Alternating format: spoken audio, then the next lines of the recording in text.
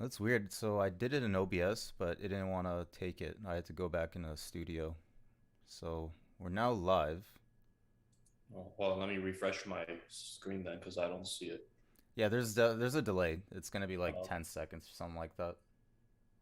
well, let me also make sure I mute it. Money, money.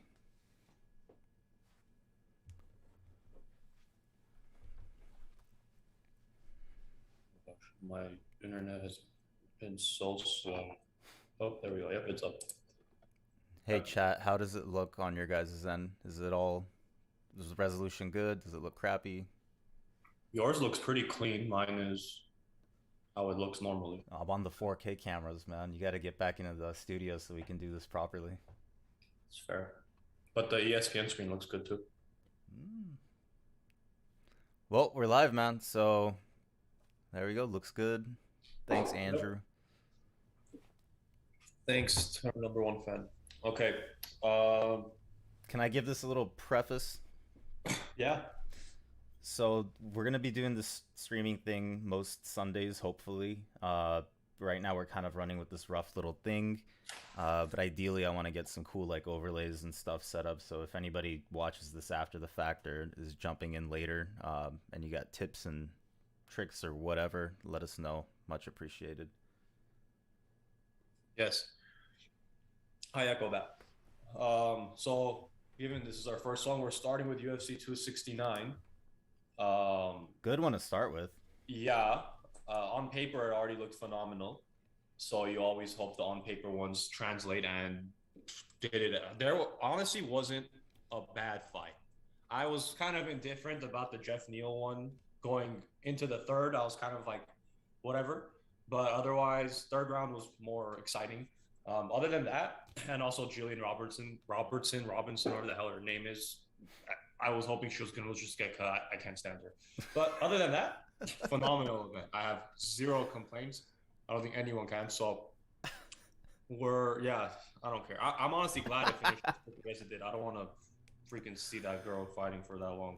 You know what though? Uh, Because you were telling me about that, and I'm like, you just missed like a really amazing submission, man. Because like all that shit talking later, and then she I goes was and watching subs her. it. No, I didn't miss it. That's the thing. I was watching the fight.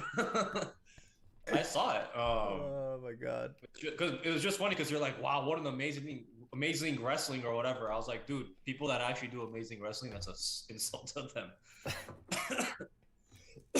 But we'll start from the top. We'll start with Such a hater, dude. the main event. The card that it was the guys the card was built around Charles Oliveira, Dustin Poirier. Charles Oliveira making his first title defense since beating Michael Chandler for the then vacant lightweight belt. Dustin Poirier fighting for the undisputed belt for the first time I think since Khabib. He had the interim belt, but not counting that.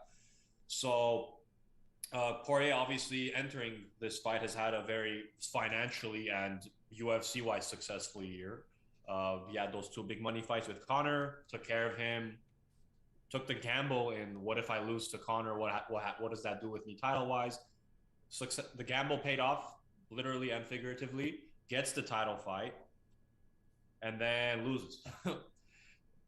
But he definitely had that first round, and then the second round completely changed in favor of Oliveira. And then the third round, Oliveira continued off of what he was already doing in the second round. And it was just too much for Poirier in the end. I mean, what I was curious to see coming in was will Poirier be able to combat Oliveira's ground game? And will Oliveira be able to go toe to toe with Poirier during the duration of the fight while it's on the feet? And Oliveira showed he definitely could hang because they were both throwing. Oliveira's body work was phenomenal. The kicks, the knees, and then Poirier was piecing Oliveira up on the face. And then, but ultimately, Oliveira just wore him down. Yeah, so my take on that whole thing is very similar. I saw Poirier taking round one. The judges also saw Poirier taking round one. Uh, what I was actually surprised by is the fact that similar to how during the Chandler fight, Oliveira takes these freaking big ass hits, dude, and like he just keeps going.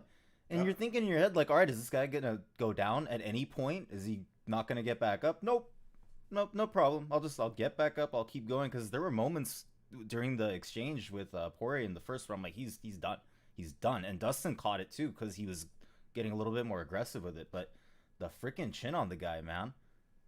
Yeah, and post fight when Rogan was talking with Poirier, Poirier said the same thing. He said, "I thought I had him in the first round when I was landing some of those shots."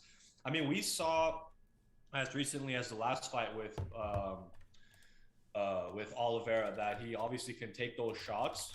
That's like the one thing during this run that Oliveira is on that his critics keep knocking him is, oh, in the past he's shown some quit in him in the past. All right, but it's not the past anymore. The guy, what was this? His 9th win in a row, eighth win in a row. He has the most submissions in UFC history. What is it? The most finishes in UFC history too. What are we? It was most submissions in UFC history. Yeah. So like, why are we still talking about, you know, however many years ago when he had an instance or two where he kind of he's a fighter. All fighters are supposed to evolve in some capacity. If he used to have something he was struggling with, cool. Is he still struggling with it now? Clearly not. Because again, similar to the first round of the Chandler fight, Chandler arguably won 10-8, right? The first round. And it looked like he was about to be finished. Same thing here. Poirier clearly won the first round too. Now in the Chandler fight, Oliveira immediately came out and put Chandler to sleep. But in this fight, it was much more. It was a drawn out second round where he was just. You could argue maybe there was a. I don't know. I didn't see the judges' scorecards, but you could have maybe made a case that was a 10-8 second round for Oliveira, because he was on top most of the time. I don't think they gave it right. That's how Saul D'Amato and Junichiro Kamijo saw it. It was a 10-8 for Oliveira. So two did give 10-8. Okay, interesting. Dude, maybe you need to entertain a career shift at this point in your life because you've been pretty accurate with these scores, man. Yeah, I mean, yesterday I think we all had some good little forecasting and at this point, like my bets and picks are just out the freaking window, but my scoring is fucking on point, dude. Like... Yeah, we'll talk about the one very questionable scoring of the Emmett and Ige fight too. But oh man, I mean, I love it. The pick I would have liked to have seen to win was Oliveira. Not because I dislike Poirier. It was I saw like on Twitter and stuff, all the social medias where people were like looking forward to UFC 269, like smiley face and then frowny face. Oh, someone has to lose between Oliveira and Poirier. These are both guys that a lot of fans are fans of in the UFC. Both guys are very likable, humble, have grinded to get to where they are right now. No kind of handouts, no quick cuts to the front of the line. So yeah, it's tough that one of them had to lose. And then again, like that analysis thing I was kind of mentioning earlier about how will Oliveira fare against Poirier on the feet was the X factor for me. Because on the ground, obviously no one's going to say Poirier is going to handle Oliveira on the ground. It's just a matter of will Poirier be able to defend himself on the ground? And he wasn't really able to. In that second round, he was just eating. He was eating some nasty elbows. I don't know, because I think what happened, and I'm this is just my theory on it, like the legwork from Oliveira and like the body work that he was putting in on Poirier with those knees was probably like one of the major contributing factors, man. Like that shit wears you down, dude. And I felt like, because Poirier even said it, right? Like when they did him the octagon interview, he even said, he's like, in the second I just kind of thought I'd give him that round. I don't want to risk giving him position. And fine, that's fair. But at the same time, I can imagine that those knees were doing some serious damage, dude, making it a little bit harder for him to actually, maybe breathe properly or maneuver properly to be able to do anything. And even if you did have the capacity to breathe and to function properly against Oliveira, like, I don't know. So maybe I don't want to count him out. I think he could have done something on the ground, but he didn't even try. So we have no idea if it would have worked or not. There's nothing. The commentary was very on and off during this event. There was times where I was like, all of you need to shut up, and there were times I'm like, yep, I agree, or at least not that I had to agree, but like what they were saying sounded reasonable. So one of the things that Well, they were saying, sorry, just to jump in, Andrew in the chat's pointing out rear naked from Khabib and now from Oliveira, so it might be Dustin's kryptonite. good point. Actually, while you have that, while we're on this, if you click on Dustin's profile, let's see of his defeats, how many are by submission? Three. Three What do by you submission. If you go up a little bit, just right at the in the yeah, right there. what do So you he's think, lost Dapper twice by Media? TKO, KO, three times by submission. So of his 7 losses, 5 of the times he's been finished. Um, three of those submissions looks like our rear naked choke. Uh, so I mean, again, everyone has some kind of lacking weakness, whatever you want to say. The man is 28-7, so there's only so much you can nitpick. But clearly, he's someone where he's gonna focus on the stand up. He's not gonna focus as in like the. He's not gonna take you to the ground as like his first choice. He's gonna try and put you to sleep, while he's on his feet. And he's mentioned that they were extensively training on the ground game. If you're fighting Charles, you have to. This guy can put you to sleep however he wants, in any way he wants, very quickly, clearly, and he's shown it. But what I was saying about the commentary during, like, because when you were talking about was maybe something wrong with Dustin or not, or like something seemed off about him during that second round while Oliveira was controlling him. DC and Rogan were both saying it seems like something might be off. Like he's not locking his legs around him. He's like he seemed a little like out of sorts, didn't know what was going on. And what I was saying to you guys in the beginning of the fight, like during the first round, almost immediately, it seemed like Poirier was kind of breathing a little heavy. I was like intently looking at him because I couldn't tell if I was just not seeing it well, like if I actually couldn't see it well. Because it seemed like he was breathing with his mouth open. I don't know, something seemed off, and he kept either spitting or trying to catch like a quick breath. I don't know if he caught that. He kept looking to the left and coming back. I couldn't tell quite what he was doing. So I was unsure if something was up with him. Because again, like you were saying, those body kicks, I was thinking maybe he's kind of trying to get his wind back. Taking so many knees and kicks to the stomach, that liver area, that stuff obviously is going to add up. So I was wondering if that was a part of it. And conversely, even though Oliveira took a lot of shots to the head, he looked super fresh, even going into the second, controlling during the second, and then going into the third, climbing Oliveira's back. He didn't have it initially, and then he kept working the choke. Eventually got it right under, and it was as deep as you could get it, man. Yeah, yeah. No, I don't know, man. I don't think anything was wrong with him. Like as in, I don't think anything was physically wrong with Dustin. Like he didn't break a leg and need a doctor's stoppage or anything like that. But I mean, I think Oliveira just wore on him, and he definitely emptied a good portion of his gas tank in the first. And to be fair, like, why wouldn't you? I mean, the way you hit the guy, it makes it look like he's gonna go down. Yeah, of course you're gonna overcommit a little bit because you want to secure that finish. But Well, that's what Andrew's asking that. He's saying, didn't Dustin knock Charles down with his first strike? So I saw that, and then right when that happened, the commentators kind of started to bust pretty quickly, and I was thinking, I don't know if he dropped because of the hit or if he kind of slipped because the hit. I saw like one or two replays of it, so I may have missed clearly where it landed. It looked like he got hit like around here, and it looked like he maybe kind of caught off balance. I don't know if he fell so much because it was such an impact. Maybe he did, and I just didn't see it that clearly because that's the thing Andrew was referring to. But and that was I think within the first like 20 seconds of it. Maybe he did fall because of the power behind it, and yeah, like you were just saying too. It's possible he just kind of. But the thing is, Dustin has gone these 5 round wars, these longer wars, so it's not that he hasn't shown he can do it. I mean, look at his most recent one that I can think of off the top of my head was when he fought Dan Hooker. That was an absolute war for 5 rounds. Hooker was doing pretty well the first 2 rounds. Then Hooker started to fade the latter 3 rounds, and Poirier started to build over those 3 rounds. So I don't know if endurance was the issue for the sake of endurance, or if maybe something Charles did during the fight made that maybe the being tired accelerate more.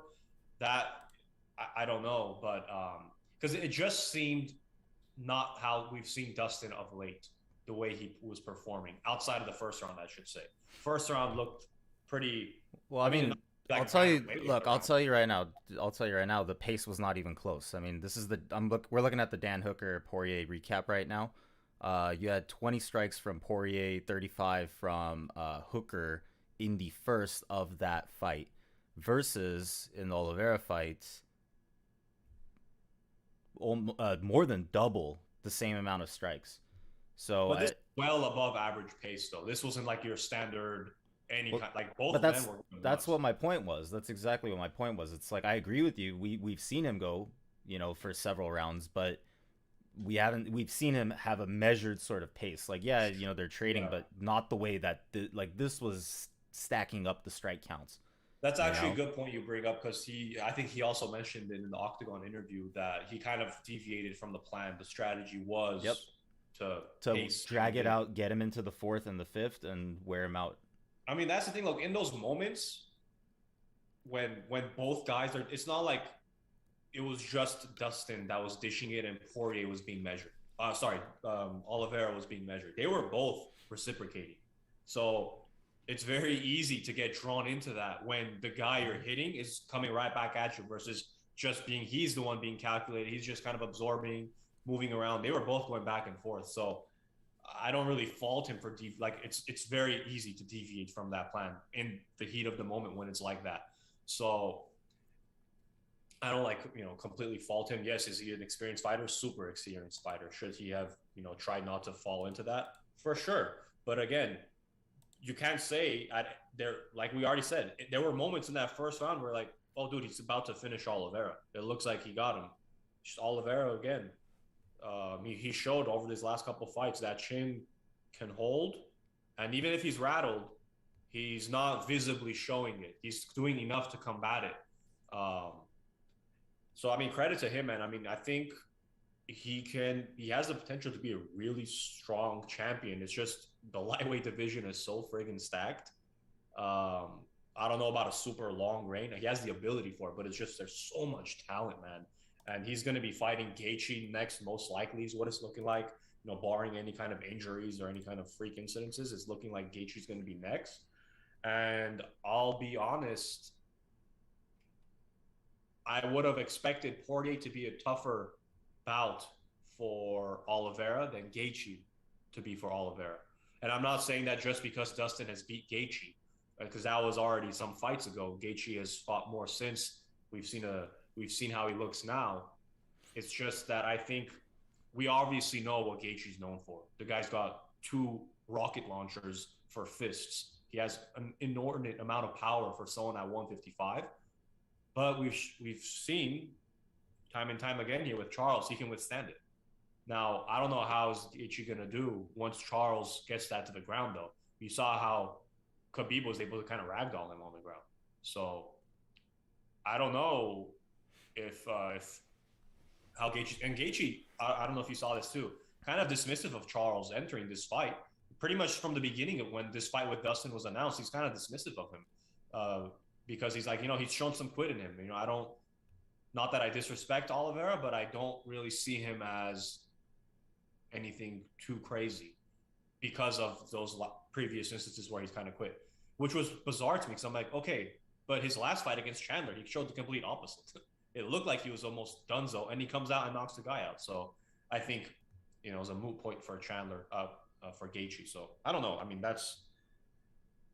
I don't think it's a good matchup for Justin. I don't know how you feel about it, but I would imagine he should be the favorite going into that fight, in my opinion. Whether he will be or not, I don't know, but I look at it that way.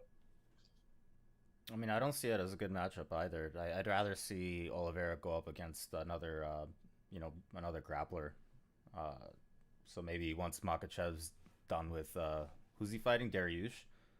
Correct. So maybe once he's done with Dariush, because I mean, as I like Daniel Dariush, man, but I would be really curious to see Makachev and Oliveira go toe to toe. Like, it's for me the grappling is what's going to be interesting because I think Charles would dust him if they're just standing up. Because I feel like Islam's kind of like a one trick pony in that regard too. But it would be interesting to see like another grappling match of that caliber. That's what would be fascinating. But like you said, we gotta see if Islam even gets past Dariush to this point of Islam's I career. think he will. I don't know if it'll be easy, but I think he will. He'll make it out of that. It's I'll be honest, it's the toughest fight Islam has probably had since he fought Arman on paper. Um, like he's fought bigger names than Arman since, kind of. Honestly, not even that big names. I guess the biggest name after that would have been was Islam's last fight Moises. That's what I'm remembering off the top of my head. It was Moises, right? I think it was, yeah. Yeah. So he hasn't fought like the most intense of competition again outside of Arman, and that was Arman's UFC debut, and he fared as well as he did. So again, like let's look at that for an example. Arman, granted, again, this was a few fights ago. Islam has evolved, Arman has evolved, but Arman making his debut. No, sorry, it was Hook. We completely forgot about Hooker. But that was a short notice fight too, though. Short notice. It ended really quick too. That's why we don't remember it.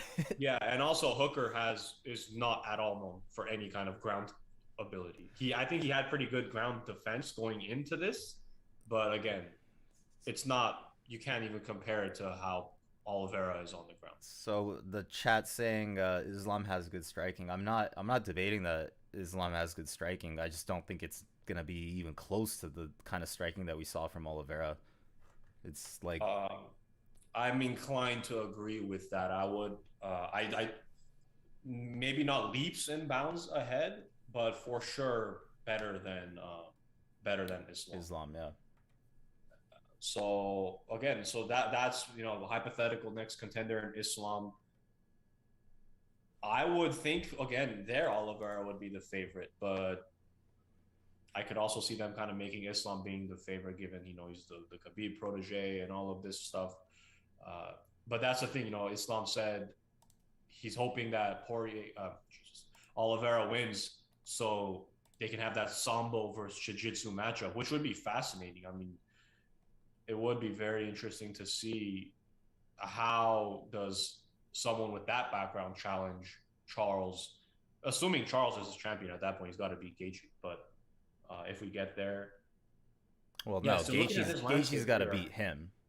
What's that? Yeah, Gaethje's got. Yeah. Fair enough. So looking at this landscape here, okay, he just beat Dustin. Justin is next. Benel is fighting Islam. So you would imagine the winner of that's a number one contender match. He already beat Michael Chandler. And going down here, like he's not fighting any of these guys anytime soon. Conor McGregor. So looking at the top charity fight, make it a charity fight. I'll donate a case of Proper 12. Today's apparently Proper 12 day. I don't know. Are you serious? Yeah, Connor was saying. Oh, because it's the 12th. Yeah. Did you see that stupid little video of him doing the little Christmas thingy?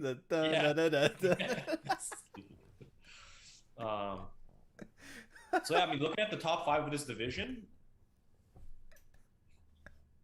I think Charles has the upper hand against kind of anyone. And now getting down here, I mean, these guys aren't ready. Oh, I forgot about this freaking monster, dude. Yeah, but again, like he's got ways to go. Yeah, no, I know he does. I saw his name and I'm like, oh yeah, that was an awesome fight, man. Last week. Oh yeah. So I don't know, dude. It could be a long reign of Oliveira. If his mental state stays how it is right now, if he continues to show this ability to come from behind, this ability to take some damage but still keep going and not wither, yeah, he could possibly be there for some time. But again, lightweight is so stacked. Who knows? Hey, so has Oliveira always been a lightweight? Charles versus Aljo is what Andrew's requesting. I'm all for it. Anybody versus Aljo. Just fight. Look at his smug ass little face. Just fight, dude. Don't be freaking posting on Twitter bullshit like, where's Jan? Like I pointed out to you yesterday, and you got annoyed. How about when the camera pans on, it's like, where are you at, Peter? Fucking where the hell have you been? His neck, man. He had a surgery. All right. He's too busy sparring with Adrian Yanez. No, the reason why I was asking is because I saw here Oliveira had fought Holloway, if I'm not mistaken. Oliveira used to fight at 145, so that was probably okay. So Oliveira's the one who dropped down. But then no, that doesn't make sense. Because both of these guys, both Dust, if I'm not mistaken, Oops, I sorry, I think was in the Dustin had fought wrong. at 145 before too. I was looking at the wrong fighter. Give me a second, guys. Having a body armor moment. Here we go. Yeah. Well, it was a long ass time ago. But Yeah. what weight class was this in? If you click the event, it'll show. Go to the right, yeah. There you go. Yeah, that was that featherweight. Okay. And he's so discussed. Oliveira moved up then in weight class. Yes, I think he discussed, and like the consensus out there is like he made the right decision moving up to lightweight, not just because he's a champion now, but the performance has changed. But I believe after he beat Chandler, I think someone asked him about possible featherweight aspirations, and he said he's like, I'd like to maybe sometime go back down. And people are like, don't do that. Just stay where you are, dude. But I mean, I don't think it's that whatever. I think he's got so much competition at 155 to defend against. I don't really think he even needs to entertain dropping at this point. Well, kudos to Oliveira. It's sad that Poirier couldn't do it, but live to fight another day, man. For offering to donate 20,000 to Oliveira's favela. That's what he said. He said, "I want to give 20,000 to where you're from." Oh, I heard that, man. All right, so yeah, again, that was our fantastic main. And last note on that, you were speculating possible fight of the night. I think if it went longer, it would have gone for sure. No, I still have my fight of the night locked as Cruz and Munoz. And that's what they gave it to. Oh, is it? Yeah, they gave it. I'm telling you, dude. We need to just start calling like certain things and stay away from the gambling. Let's not get carried away. We had a good event. Let's see if we can sustain some of the calls, and then we can make our proclamations. But I do think if on the pace that Oliveira Poirier fight was kind of going, maybe it could have been. But if it had continued, yeah, absolutely, man. And then this shit show. Amanda Nunes versus Julianna Pena for the bantamweight strap. Nunes was minus 1,000, I believe, entering this fight. Pena was like plus 560, something like that. And for the main event, by the way, I think closed around minus 140 for Poirier, plus 120 for Oliveira, depending which sportsbook you look at. Yeah, I'm guessing these are DraftKings numbers here. Could be, yeah. So us, like probably 99.9% of the MMA community expected Julianna Pena to leave in a body bag. You actually asked, does she die in the octagon or does she die in the hospital? Yeah. I said, I forgot what I said, but I think I was thinking octagon. And after the first round, well, not the whole first round. There was some fight in Julianna in that first round for sure. But there were most of that first round, it was looking like Nunes will run away. And then like that last minute or so, Julianna was kind of holding on to Amanda's arm. She was like trying to work a Kimura, and I didn't realistically think she was going to get it, but she did. It wasn't like a complete long shot. She was in a position. So even though she was on her back for a considerable amount of time in the first round, Julianna, she was doing a pretty decent job combating it, all things considered, but still a clear win for Amanda that first round.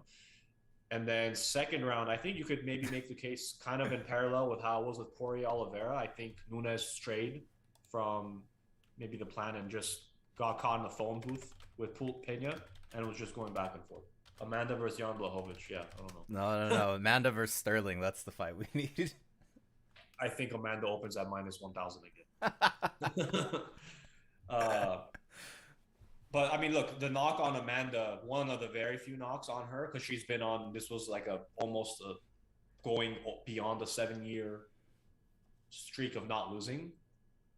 But the knock on her is endurance. The longer fights go, she can fade because she has the amount of power that she has, and sometimes she really winds up and she gases. And one of the things I think DC pointed out pretty accurately, or was it Rogan or both of them, during that second round when they were going in those exchanges, you could physically see, like, I'm not going to stand up, but she's kind of winding up. Amanda was like you could see her right arm from her hip winding up and bringing it up. So she was exerting a lot of energy, and there was periods of time where it was pretty sloppy back and forth. Both ladies were swooping. They're just kind of throwing like this. and they were just striking. But then, there was some clean, crisp strikes by Julianna too. I'm not trying to discard anything that she did, going right down Broadway, smacking, smacking Amanda right in the face. And then I think what you said was probably most accurate in terms of how it finished. It didn't look super tight. You could see that Julianna had it locked because I think she had her arm like grabbing her bicep or something. So it's not that she didn't have like a full grasp on it, but it just didn't look super tight. I think you nailed it when you said I think Amanda just was so gassed at that point where normally maybe like if that was like, for example, the first round, beginning of the fight, she could have maybe fought it off a little bit more. She just probably didn't really have anything left to fight at, and it was a pretty quick tap out. Yeah, I mean that was my gut instinct, and considering how much she exerted herself with those winding up shots, I can't see it going any other way because it wasn't even like she wasn't deep under the neck or anything like that. Like I think she was over like this, if I'm not mistaken, right? It was over the chin or the mouth. It was something like that. I think It wasn't so, because it was not. I don't think yeah. It wasn't like deep. Charles's. Yeah, I don't think no. it was like Charles's. And so like my initial gut reaction to that was like, well, and considering how quickly Nunez tapped on that, I'm like, well, it's a gas tank issue. You know what I mean? Like, because you're not choked out. It's just like the pressure of it is, you know. I mean, it is choking you out. It's making it harder for you to breathe and all that, but it's not like you're not gonna go to sleep anytime soon. You know. Especially when if the gas tank has been pretty depleted, you're flat on your stomach. There's another 135 plus person on top of you, so it adds up. Still, I mean, super surprising. Obviously, Yeah, yeah. Most people were not expecting this. Some poor sack lost $316,000. I was gonna say, you want to talk about body bags, dude? Like somebody should do a wellness check on that guy, man. Because that's it. Holy I don't think shit. he's here anymore. So, COVID. Can you imagine? Like, but hold on for a second. Can you imagine? She never loses. She never loses, and then she goes up against Julianna Pena, who, like, okay, I get it, I but said like, this, look at it. She was alternating wins and losses. who has she fought? Go to see all. Look at this. I'm looking at it. Nobody's except for Shevchenko. Who have you fought? How is this the? How is this the girl that's gonna beat you? It makes no sense, dude. That's what was annoying me about her with all the smack talking and like, Amanda's ducking me. I'm like, who are you? Haven't beat anyone. Who the fuck is this girl? Yeah, you haven't beat anyone that you're being so like. She gave a whole spiel of like, oh, since UFC 200, I've been whatever. Fine. Look, she won, so she ended up doing what she said. Yeah, we're not contesting that. Yeah, like what was annoying to me, like I'm all for talking smack. I don't mind it, building up, whatever, go for it. But like when it's like borderline baseless is when it's kind of annoying. like Colby, he's BSing. A lot of it is just complete fabrication to just try and incite violence. Julianna looked like she was legitimately upset and all the things she was saying, which is why it was annoying to me and why I was like, dude, just Amanda, put her to sleep and let's just move on and then maybe put these divisions to sleep too. This is getting annoying. I'm wondering if it was the wrench and everything. Well, I'm almost wondering if it was just like, pride and ego that led Amanda to trying to trade with her, instead of having a more measured pace and instead of being more of a champion and playing that strategic game. Because again, we've talked about this 1,000 times. It's not up to the champion to go chasing. Like if you're the champ, you play smart, you play defensive, and you're gonna hold on to your title. So her trading with Pena, probably not the wisest of decisions. I'd be curious to hear like what her coach was telling her, because that'd be an interesting little piece of insight. But yeah, man, I mean, I don't know. If I was a coach, if I was in her corner, I would have told her, what are you doing? Back the hell off. Pick her off, dude. Why are you engaging with this nobody? I understand what you're saying. The thing is that on the ground, on the feet, Nunes is better. Especially on the feet. It's like the striking, no one would have expected Julianna to be hanging. And obviously she took like that left eye was like almost shut. So she was taking some serious damage. She was just sticking around. She wasn't going down. So I'm not necessarily thinking it was bad that Amanda was exchanging with her because she should have been able to hang just for whatever reason, and that reason may have been the fatigue. That's the thing. Like maybe not have gone the duration she was going swinging. You know, if you're gonna have an exchange, have the exchange, but then kind of peel back because she mentioned it. You know, in the Octagon interview after Amanda did when Joe was talking to her, like some of those past mistakes that she has made kind of came back around. She also said like she kind of wasn't feeling it. I don't know what that means, whatever. But she did allude to like some past mistakes happening. Now I don't know if you saw like the post fight press conferences. They were talking with Julianna, and she was saying like someone in Amanda's camp or someone at the gym there was like telling Julianna like that told Julianna apparently like Amanda hadn't even been training until like fairly recently. Like I don't know if any of that stuff is true, but it's the other thing. Like it's a bunch of he said she said stuff. So I don't know what is and isn't true, but they were saying the commentators during this fight like this is like the worst we've seen Amanda look in some time, even before she got finished.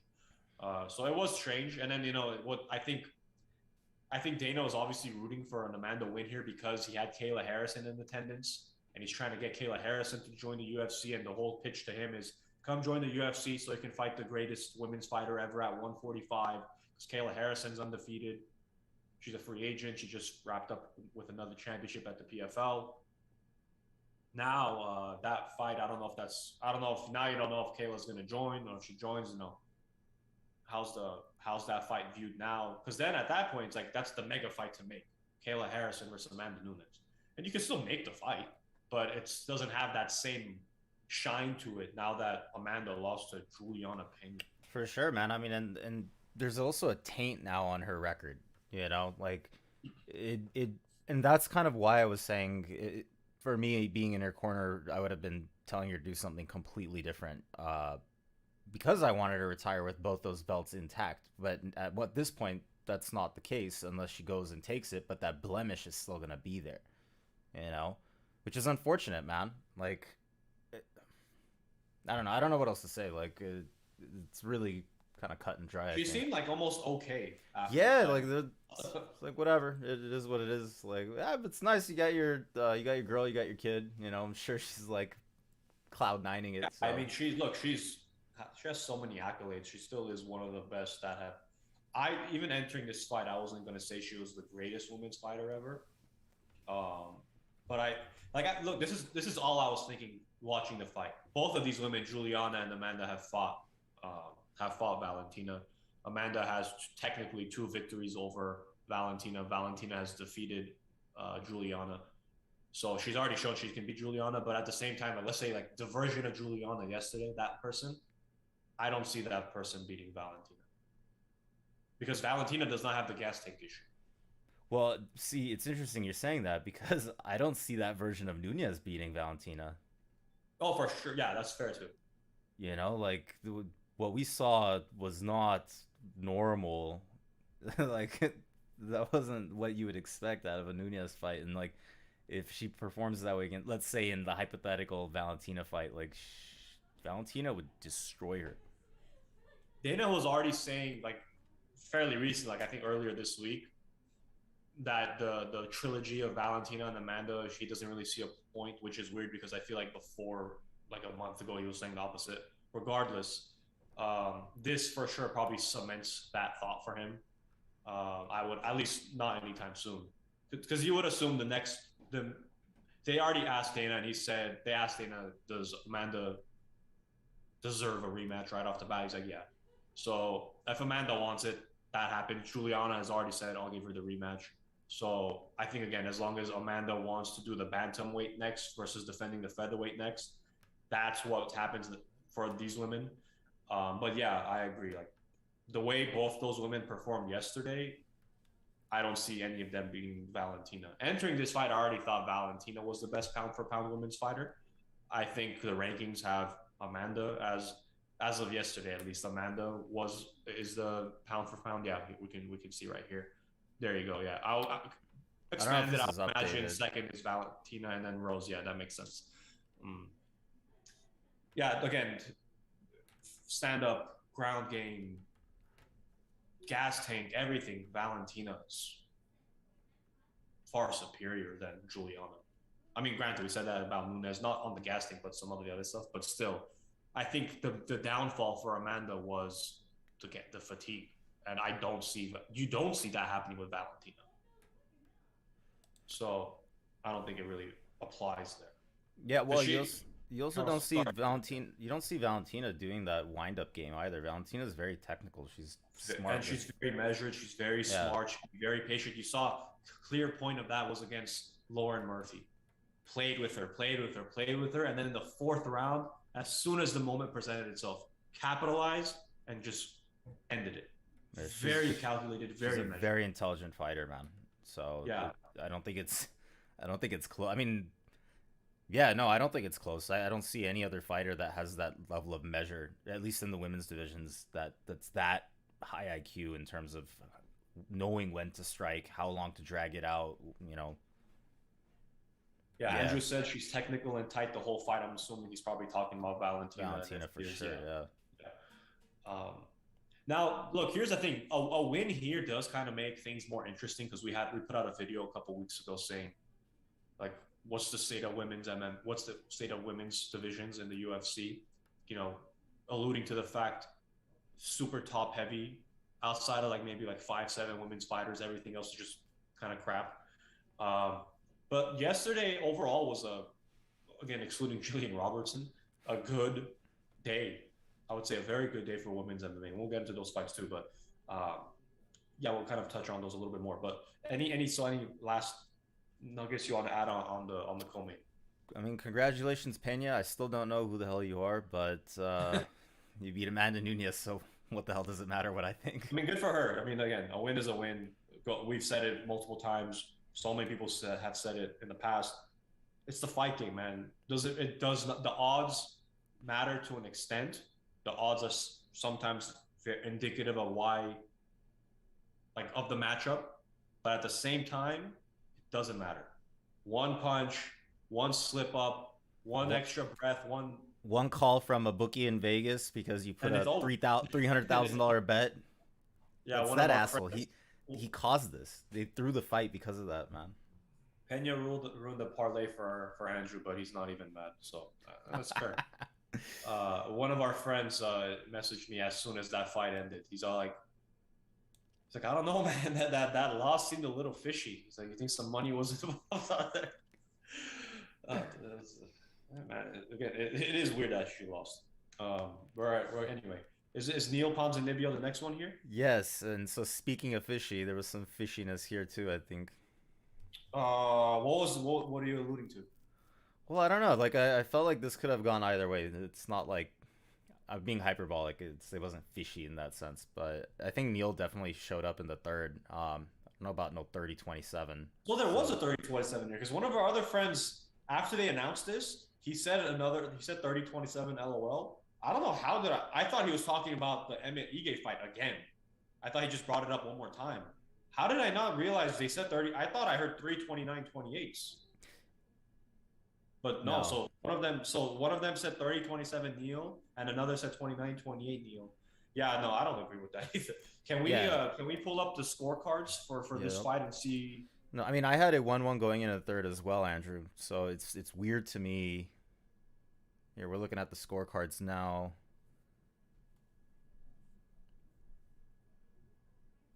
Who's that first? Derek Cleary? Yeah. So 2 of the 3 judges saw the first round for Neil.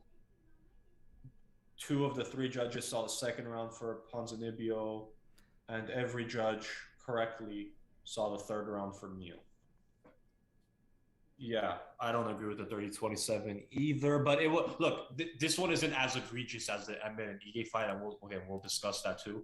Because if you look at it by the numbers, if I'm remembering correctly, first round, I think the strikes are even at 17. We'll confirm that here for significant strikes, that is. 20 by Jeff, 26 by the Dagger. Okay, so the numbers they were showing on the screen that were maybe unofficial. So I thought I saw 17-17. So he said, Ponzinibbio had the slight advantage in the first round on the significant strikes? Yes. Okay. Well, and Ponzinibbio had an advantage in the second as well on the strikes, at least. Okay. Look, I think the outcome is correct. I just don't agree with the 30-27. But like I say, I think it's correct, but I'm also not like super confident on it. I think you could sway me either way on this. This is one of those fights where it was just that close. Uh, Yeah, where's honestly, I what are you hate looking for? all of their websites. Yeah, there's no control.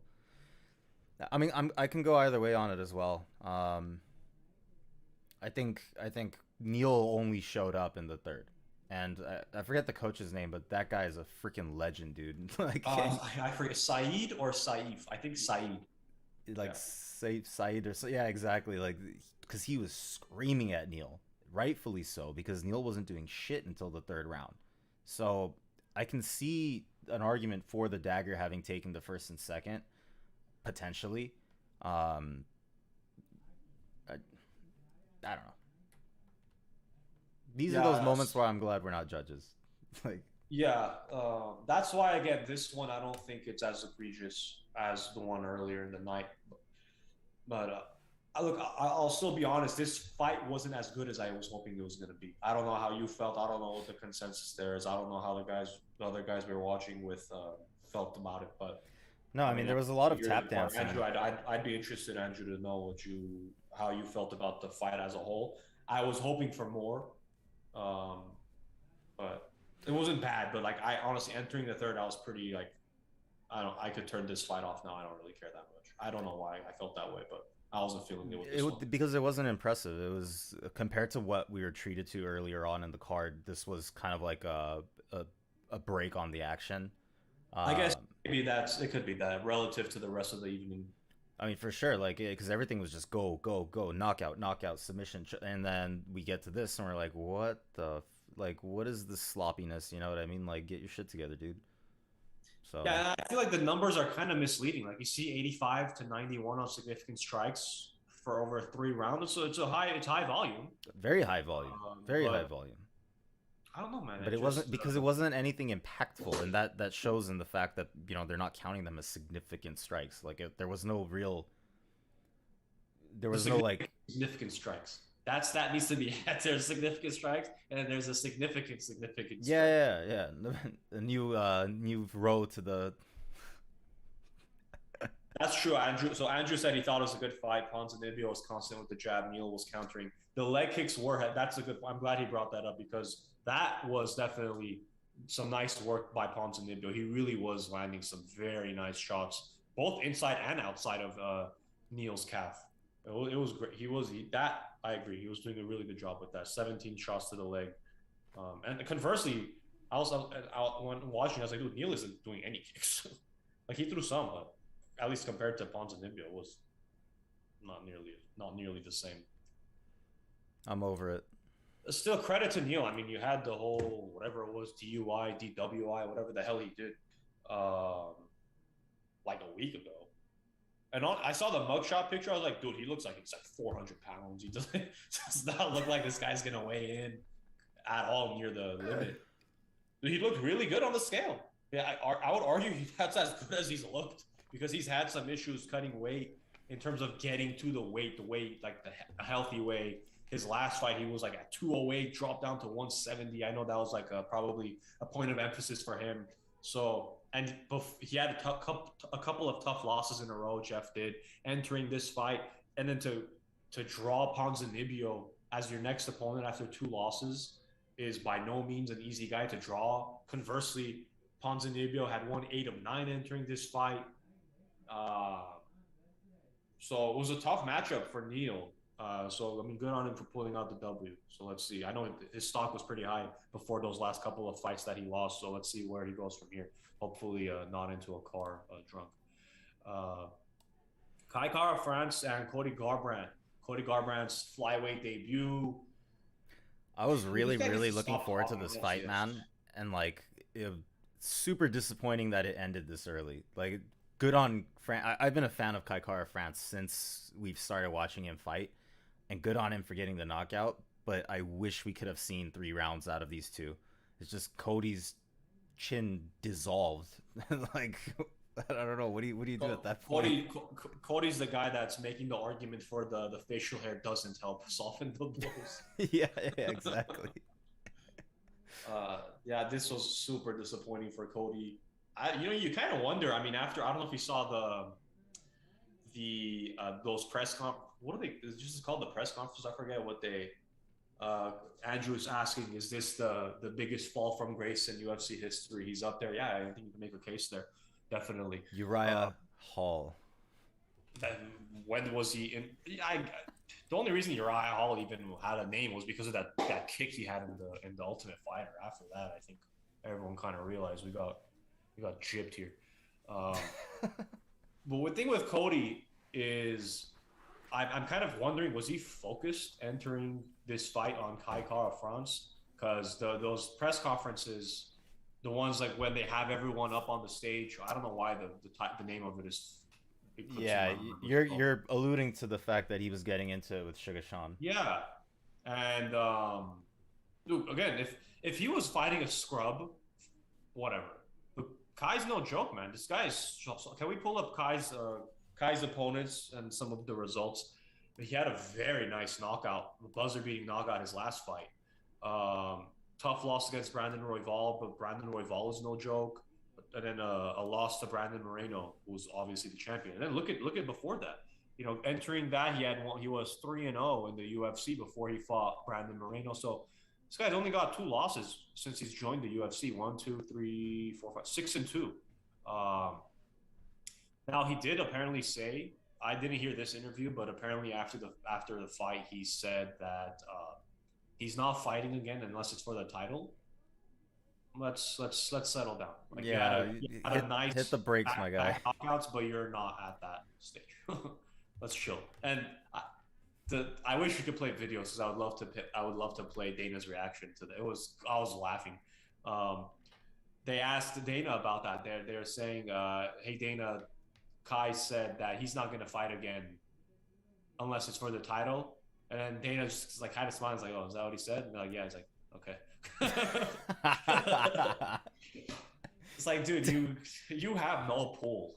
No, not at all, man. I mean, and look, let's be realistic. You think Moreno's gonna take that fight? He's brushed past you. He's fighting Figueiredo. Like it doesn't even make sense for Moreno or Figueiredo. So the other thing the guys being the commentators, was this matchup I like. You pointed out too. DC said he'd like to see Manel Kape versus Kai Kara France. 100%. yeah, I want to see that too. Where the mistake was the winner of that will then fight the winner of Figueiredo. no, absolutely not. Absolutely incorrect. Neither of not that I'm saying they're like fights away from it. No, but incorrect. Can we pull up Oscar Oskarov? This guy gets completely discarded. Do you want him on ESPN or the Yeah, UFC let's just site? pull up his profile. I want to show us some of the guys this guy has fought. Askar. I know how to spell his name, dude. Thank you. All right. I don't know how casual you were. Wow. Andrew's saying Oskarov and Pantoja both waiting for the belt fights. You can maybe make a case Oskarov and Pantoja, but for the number 1 contender, but I don't even think that's needed. Look at this, man. Why are we denying this? Joseph Benavidez. Oh, I'm sorry. He already beat Pantoja. That's right. That was last year. Tim Elliott. He drew against Brandon Moreno. Like, why is this guy being completely overlooked? Is it Maybe he's not. This disability thing? Are we? Maybe he's not, dude. What if anti-hearing? I'm gonna call this right now. I'm making the call. Hot take, okay? Askarov versus Sugar Sean. They're not even in the same division. Who cares? I make these kinds of calls all the time. Nunez versus Ngannou. No, but seriously, this is who should be fighting for the title next. And I promise you, DC completely forgot about who this guy was when he said that. I will bet anything that's what happened. Didn't even know Oscar Oskarov existed when he said what he said last night. This guy's a problem. He seriously is. Dude. This guy on the ground will drown anyone. I mean, again, that fight against Joseph Benavidez, you wouldn't have known Benavidez has had the career that he has had because he's retired now, entering that fight. So this is the man that should be fighting next. But for sure, I'm all for seeing Manel Kape versus Kai Kara France. The over-under on that's probably going to be set at like 1.5. Or if it's 2.5, the under is going to be like -220. That should be a very exciting fight. Again, flyweight division looking good. Now, for Cody, I don't know, dude. I don't know. It's not looking good for him. I think he's got like 2 wins since 2017, if I'm not mistaken. His most recent win. Oh, he's not even ranked anymore. Who? Kai? Am Oh, I just Cody. not? Cody's under. You're gonna see Cody under bantamweight Oh, why? because this was his flyweight debut. Yeah, he's right there, number 7. Why Yeah. did he move? So Why did he move down? Like he was. towards the end of last year, he was actually supposed to fight Figueiredo for the flyweight belt, but then he got COVID. So the flyweight thing didn't just kind of happen randomly. There was discussion about him dropping down to flyweight because he's already a pretty small 135er to begin with. Like that extra 10 pounds of cutting isn't like anything crazy for him. He had mentioned that, and he looked fine physically. He didn't look like it was a bad cut or anything. But I think it's maybe safe to say that might be it for Cody. I don't know how old he is. I'm assuming maybe like early 30s, but I'm just basing it off the performance, man. And he's not just losing; he gets knocked out. Uh, he started 11-0, got knocked out 3 times in a row, then won, and then got knocked out again. So I think all 4 of his losses are all knockouts, and they're not like they're pretty rough knockouts. So you kind of wonder, maybe Sean was right that he's going to end up on the analyst desk next to Dom Cruz, which we will also talk about. Do you have anything else to add on these guys? Nah, man. Nah. All right, so we're at Paiva and O'Malley now. I mean, so this is a guy that talks but backs it up. Cody Garbrandt talks but hasn't been backing it up. So this is why I think the theatrics of Sean you can make a case for I can see why people don't like him, and he's also said he can see why people don't like him. The reason I'm like indifferent about it. Like when he fights, I'm 100% watching. But the reason I respect him is he does what he says. He always says like I'm a performer, I'm an entertainer. I go out there to finish people, and he does, and he continues to do that. Since he's lost to Marlon, he's won 3 in a row. I understand the criticism of, who has he fought? Who has he fought? Fair enough. But you could argue him and Marlon were the toughest test. The Marlon one, a little bit of a strange way to lose. But Haulian is no joke. Granted, he is a 125er. He moved up to 135 for this, but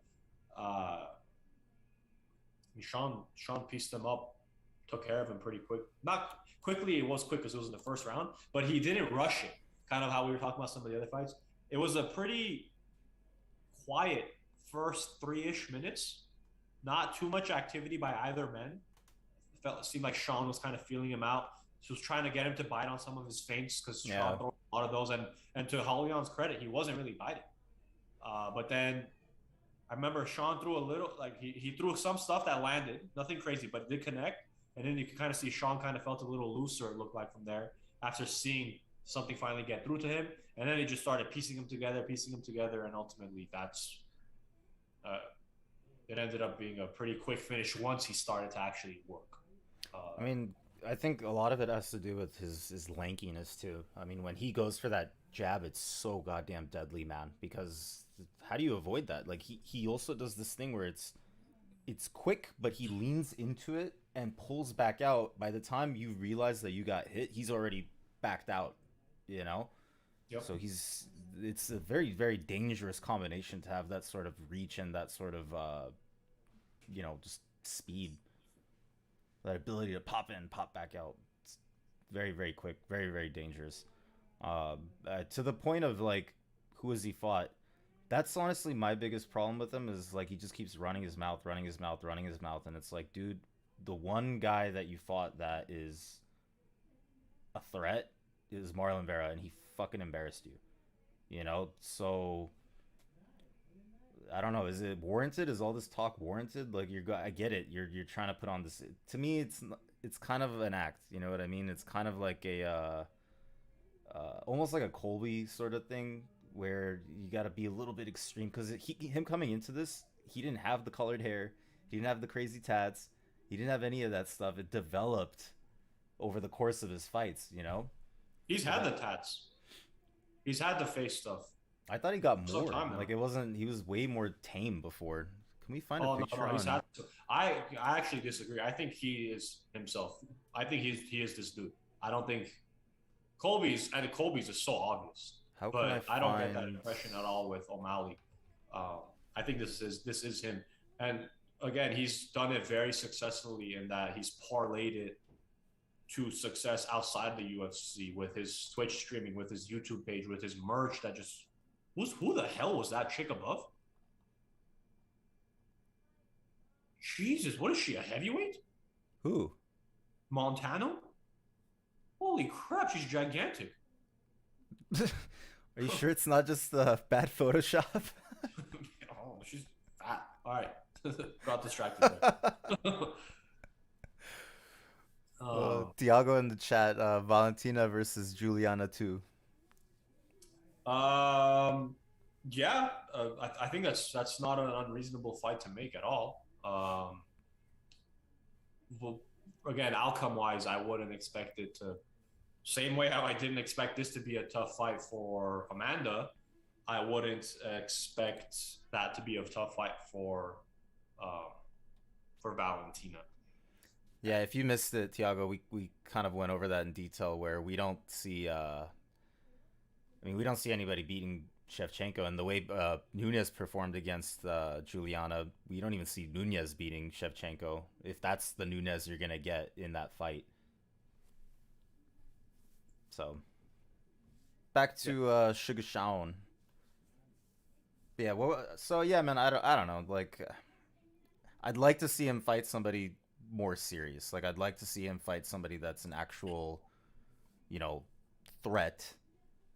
Here's the other thing though to factor with Sean. He's smart with his relationship with the UFC. He doesn't go out demanding anything, at least publicly. We're not seeing similar to some of these other people who no one knows who they are. They don't do anything crazy, but they bitch about their pay or whatever, or their contract, anything like that. He doesn't do any of that. He's very gracious about the UFC. And I'm not saying you got to suck their teeth, but the thing is, he has said, and I've heard, he has called out to some of the bigger names. It's not that he's saying, give me unranked fighters, but he's also taking what the UFC offers him. And the thing is, the UFC also, and Dana said it the other day, they're not trying to rush him. And I think especially when the loss to, because they realized this guy could be a very big gold mine for them. So I think especially after he lost to Marlon, they've been very cautious in rebuilding him. Yeah, they're giving him, I forgot there's a term for that, but they're basically giving him like feeder cans. fights, kind of. What? Cans. They call them cans. Ah, yeah. I mean, Because okay. you just crush them. That's the whole thing. Like those types of opponents, they're called cans. That's exactly what, I mean, dude, the thing with that kid, what's Moutinho or whatever, like that was just. That was last minute, to be fair. No, I get that. And credit to Moutinho for stepping up to fight him. But that was not the kind of thing that you would think you'd want to match Sugar Sean up with, like, especially if you're trying to showcase him as like the next up and comer. Like, for me, looking at that, I'm like, that's not even fair. That wasn't a fair fight. Like, what am I supposed to be like? Oh yeah, good job, Sugar Sean. You just beat the shit out of this kid for 5 rounds, and I'm supposed to be happy about that. None of that is in his control, and I think maybe they did probably ask other people, and they're just like, nah, we're not gonna do it. I wonder if they ask Sterling, man. Maybe Sterling and Sugar Sean can give it a go. Yeah, dude. maybe once he starts, maybe when he gets off his knees, he can. Tiago's asking when the new rankings come up, will Valentina be number one pound for pound? I think it's a fair question. In my opinion, she should be. Will the UFC actually do it? I don't know. Help me understand something, because I'm a super casual. What does pound for pound even mean? Like, how do they come up with this? It's honestly, it is. The way I interpret it is, for that entire being of that human, are they the best? All skills factored in. Are they the best? Kind of period. So Okay. it's just weird to imagine, because like when they have pound for pound men rankings, and it's like Francis is in number one, or up like it's like Usman is the number one pound for pound because it's like for his entire fiber of his being, his total skill set. There's no one better. Which, okay, fine, but also it's like who's gonna beat Francis though? Like is Usman gonna beat Francis? Wait, Maybe. where? I mean, Oh, is it at the matchup, top though. here? Oh, here we go. Yeah, Usman pound for pound. Got it. But like for example, like Volkanovski, so it's just weird to think it's like so is Volkanovski gonna be actually Volkanovski has been a big boy before. But like okay, like Francis and Adesanya. Is Adesanya gonna beat Francis? So it's a weird thing to like wrap your head around, but that's how I've always interpreted it. Like to me, it just seems very like extraneous. Like why even have this as a thing? Like I don't because care. yeah, you're right. It doesn't make any sense. Like if you put Usman against Ngannou, he's gonna get killed. But I think that's why they just put that pound for pound. It's like so for up to 170. So if Usman were to go up to heavyweight, he'd be able to beat Ngannou? No. No, that's what I'm saying. This is bullshit. I mean, I understand what it means. I can't tell you what it means. Those things I can't articulate. Yeah, it's very controversial, Andrew, because it's stupid, and whoever came up with this is an idiot. Whereas this is you know what this is? This is the kind of thing some marketing asshole would come up with. That's what this is. It's just. Is he saying the pound for pound is controversial? Yeah. Oh, I didn't know it was. Or is he being sarcastic? He might be being sarcastic. Oh, he might be. I have no idea. It's Tiago. You explain to us. How does it work? Because I'm confused. To me, this seems like bullshit. But again, to answer your question, in my opinion, yes, I do think Valentina should be number one. Whether she will be or not, I don't know if the UFC wants to upset Amanda because some of these fighters take this pound for pound thing so seriously. I couldn't care less. Whatever. I don't know. But I'm over it. I do think Valentina should be number one. I'm over it. Good on Sugar Sean. Paiva. Yeah, on him, yeah, I mean, you would like to see him fight someone of a higher caliber. Not to discard Paiva, but O'Malley did discard Paiva. So yeah, you'd like to see something else. Can we pull up the Bantamweight rankings real quick? Yeah, I was there. That's why I got distracted. Yeah, here we go. You just passed it. That's Feather. Oh my god. Sorry, guys. I'm having a breakdown because of that pound for pound thing. It threw me. There we go. So go to the bottom. Okay. Frankie Edgar just fought Marlon.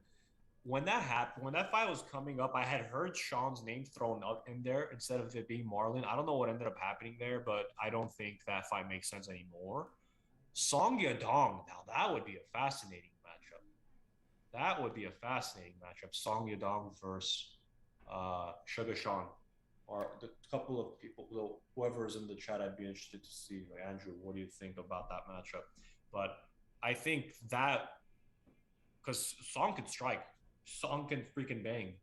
Now the thing is, the height discrepancy there. Can you pull up Song's profile right there? I think Song is kind of a shorter guy. I think he might be 5'8". And the reach. Here's the thing: in this weight class, Sean's gonna have the advantage over most people height-wise. He's a tall, lanky, very lanky guy. I do think this is not. I don't know if it'll be here. No, I don't think it'll be here. You can scroll. Maybe they'll have a bio. No, it might be ESPN then. Oh, here we go. Bio. 5. What is he? 71 inches. Really, you couldn't just doing put it like this? So he's 5. He's 5'11". Oh, I didn't realize he was that tall. Oh my god. Wait, is that the guy who's shark? Oh no, this is shark bait. I have no idea who shark bait is. I don't know how to find this. Hold on, give me a second. ESPN? Shark bait. That's a pretty unique name. I haven't heard that. What? We'll keep this over there for later. We'll look him up. He doesn't have a picture. You know. 5'8". Yeah, I think Sean's like 5'10", 5'11". So I think honestly that would be the biggest discrepancy because both guys have some stupid power. I think Song, for the amount of power he has for his size, is pretty crazy.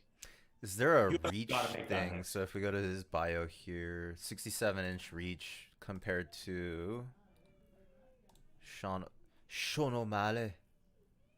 Who was it? Was it Till, I think. Sean O'Malley. Fuck you. Oh, yeah. Look at this, dude. 5'11", yeah. He's gonna, well, the height is one thing, but then he's gonna have a 5-inch reach advantage over Yadong if you do that matchup. I think that makes a lot of sense to do, to be honest. Fuck is so there's some interesting fights there for him. I think, yeah, I want to see that. But that's kind of my last note on Sean O'Malley and Howley and Paiva. Anything else? Yeah. No. I think we covered that, man. All right, so that was our main card. Really good, really entertaining. Now we'll segue down to, this is what we alluded to a couple times. Josh Emmett, Dan Ige.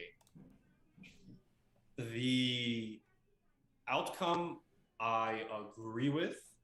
The 30-27 for Emmett makes 0 sense. And I called it. I said, watch one moron score 30-27, even though this was an insanely close fight. Yeah, here you go, chat. Oh, here we go, yeah. If you don't believe it, here it is. This is proof. Yeah, I mean, I can't really see it too clearly, but I know you're the one who said it. What do you need to read it for? Basically, it's very simple. This was called because we've gotten to the point where we understand these judges so well that it's just it doesn't even shock us anymore. So I agree with you, man. The 30-27 made no sense. The scoring, though, or the way the fight went, in terms of who took it, I agree with. Dumb scores, man. Andrew's saying he agreed with the outcome as well, not the 30-27, and he's asking, weren't there knockdowns for Ige? Let me actually pull up my notes.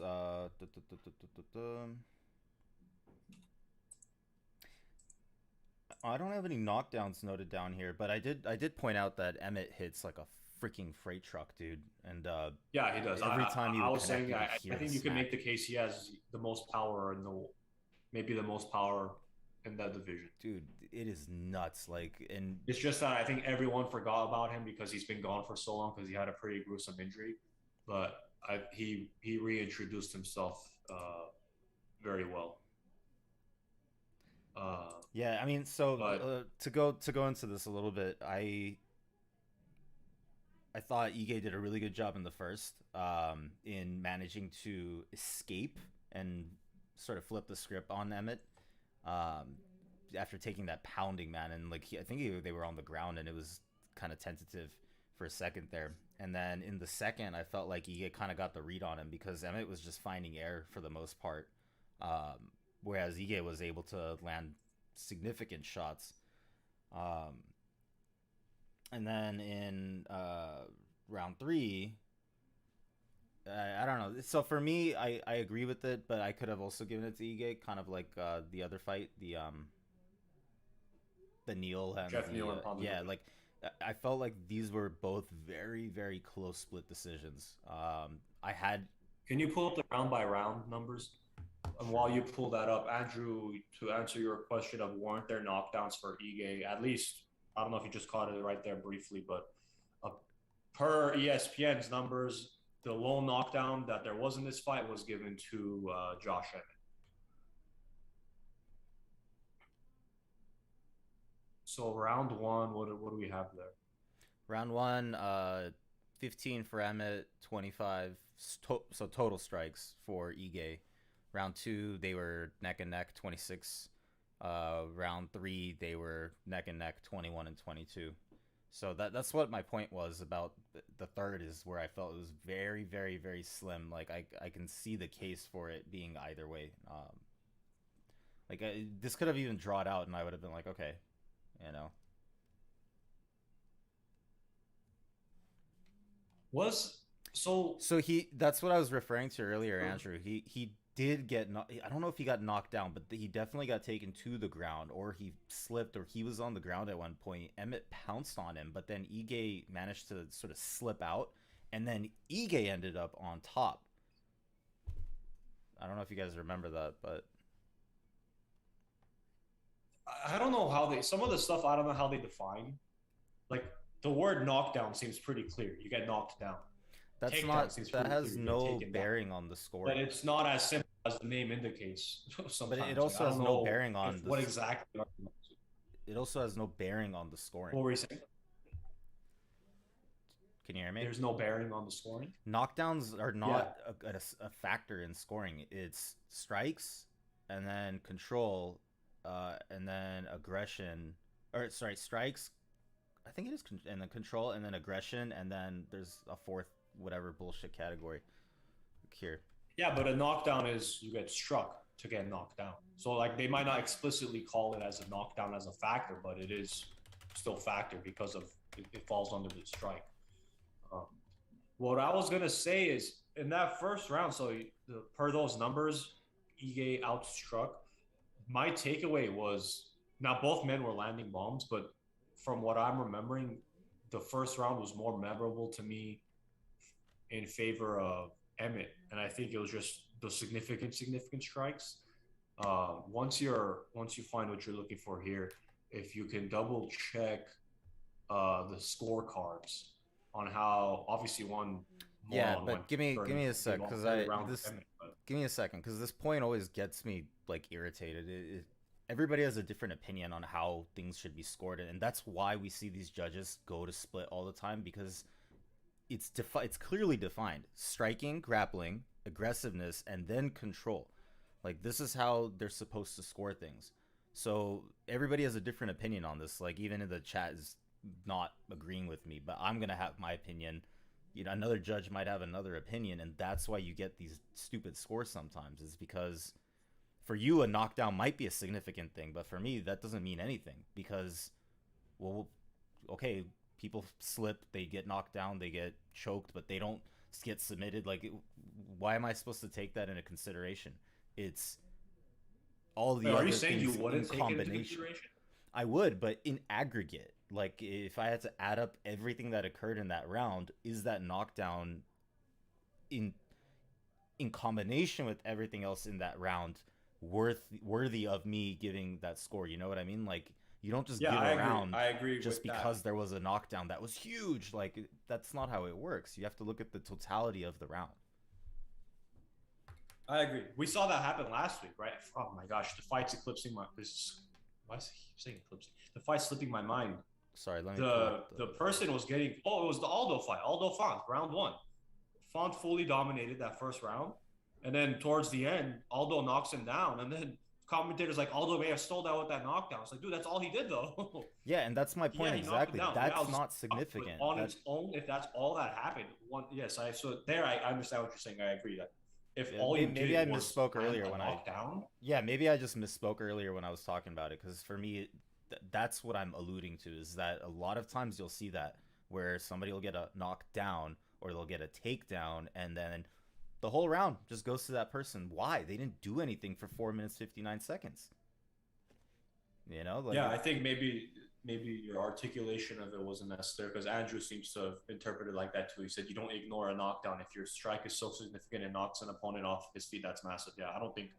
I mean, not. I don't think you're not saying it's not that. It's not that it's not massive, but in conjunction, which yeah, I agree with. yeah, I'm saying you have to look at every other But factor of the round. Like, you know, if you go 4 minutes 59 seconds and you're not doing anything, but you get a knockdown, I don't give a shit. Like, you did 4 minutes 59 seconds of nothing. yeah, yeah. So Again, outcome wise, you could maybe make a case for either guy, but I did agree with the outcome. But like everyone else, the 30-27. Who was the 30-27? Sal Diamato. yeah, Yeah, I think Sal Diamato is really liked amongst a lot of MMA fans. So go figure. Um, but this is again a big win for Josh Emmett. You hadn't fought for a long time, torn ACL, and I think there was an issue with the surgery or there was an issue in recovery or something, so that kind of prolonged it. And then to come back against Dan Ige, who is no joke by any means. Dan Ige fights the top guys in the division. Very capable fighter. So to have that as your return fight is tough, and to get the W is massive. You know, this was not even close to a fight of the night contender for me, but before the fight started, when I saw this on paper, I thought this had a chance to be that kind of fight. Didn't quite live up to being as great as I would have liked, but it still was a good fight. And you know, you're rooting for Josh Emmett here. He's on the older side, which we've seen, especially this year, doesn't necessarily mean anything. And Dominic Cruz right before him also showed it too. So I'd love to see if he can make a run, man. I mean, he definitely has the skill for it. He's definitely got the power in the division. So I'm very fascinated to see how things go for Josh Emmett. Hopefully, he can continue to stay healthy. And maybe if we can see him by like Q1, early Q2 next year, that'd be great.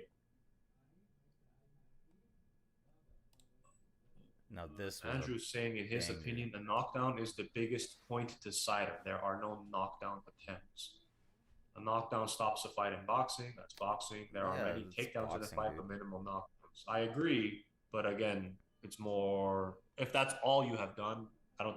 If it's a close fight, close round, and you get a knockdown, that's almost guaranteed clincher.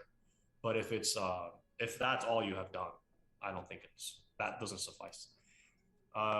So here's the aforementioned Dominic Cruz against Pedro Munoz. So I had Pedro Munoz winning going in.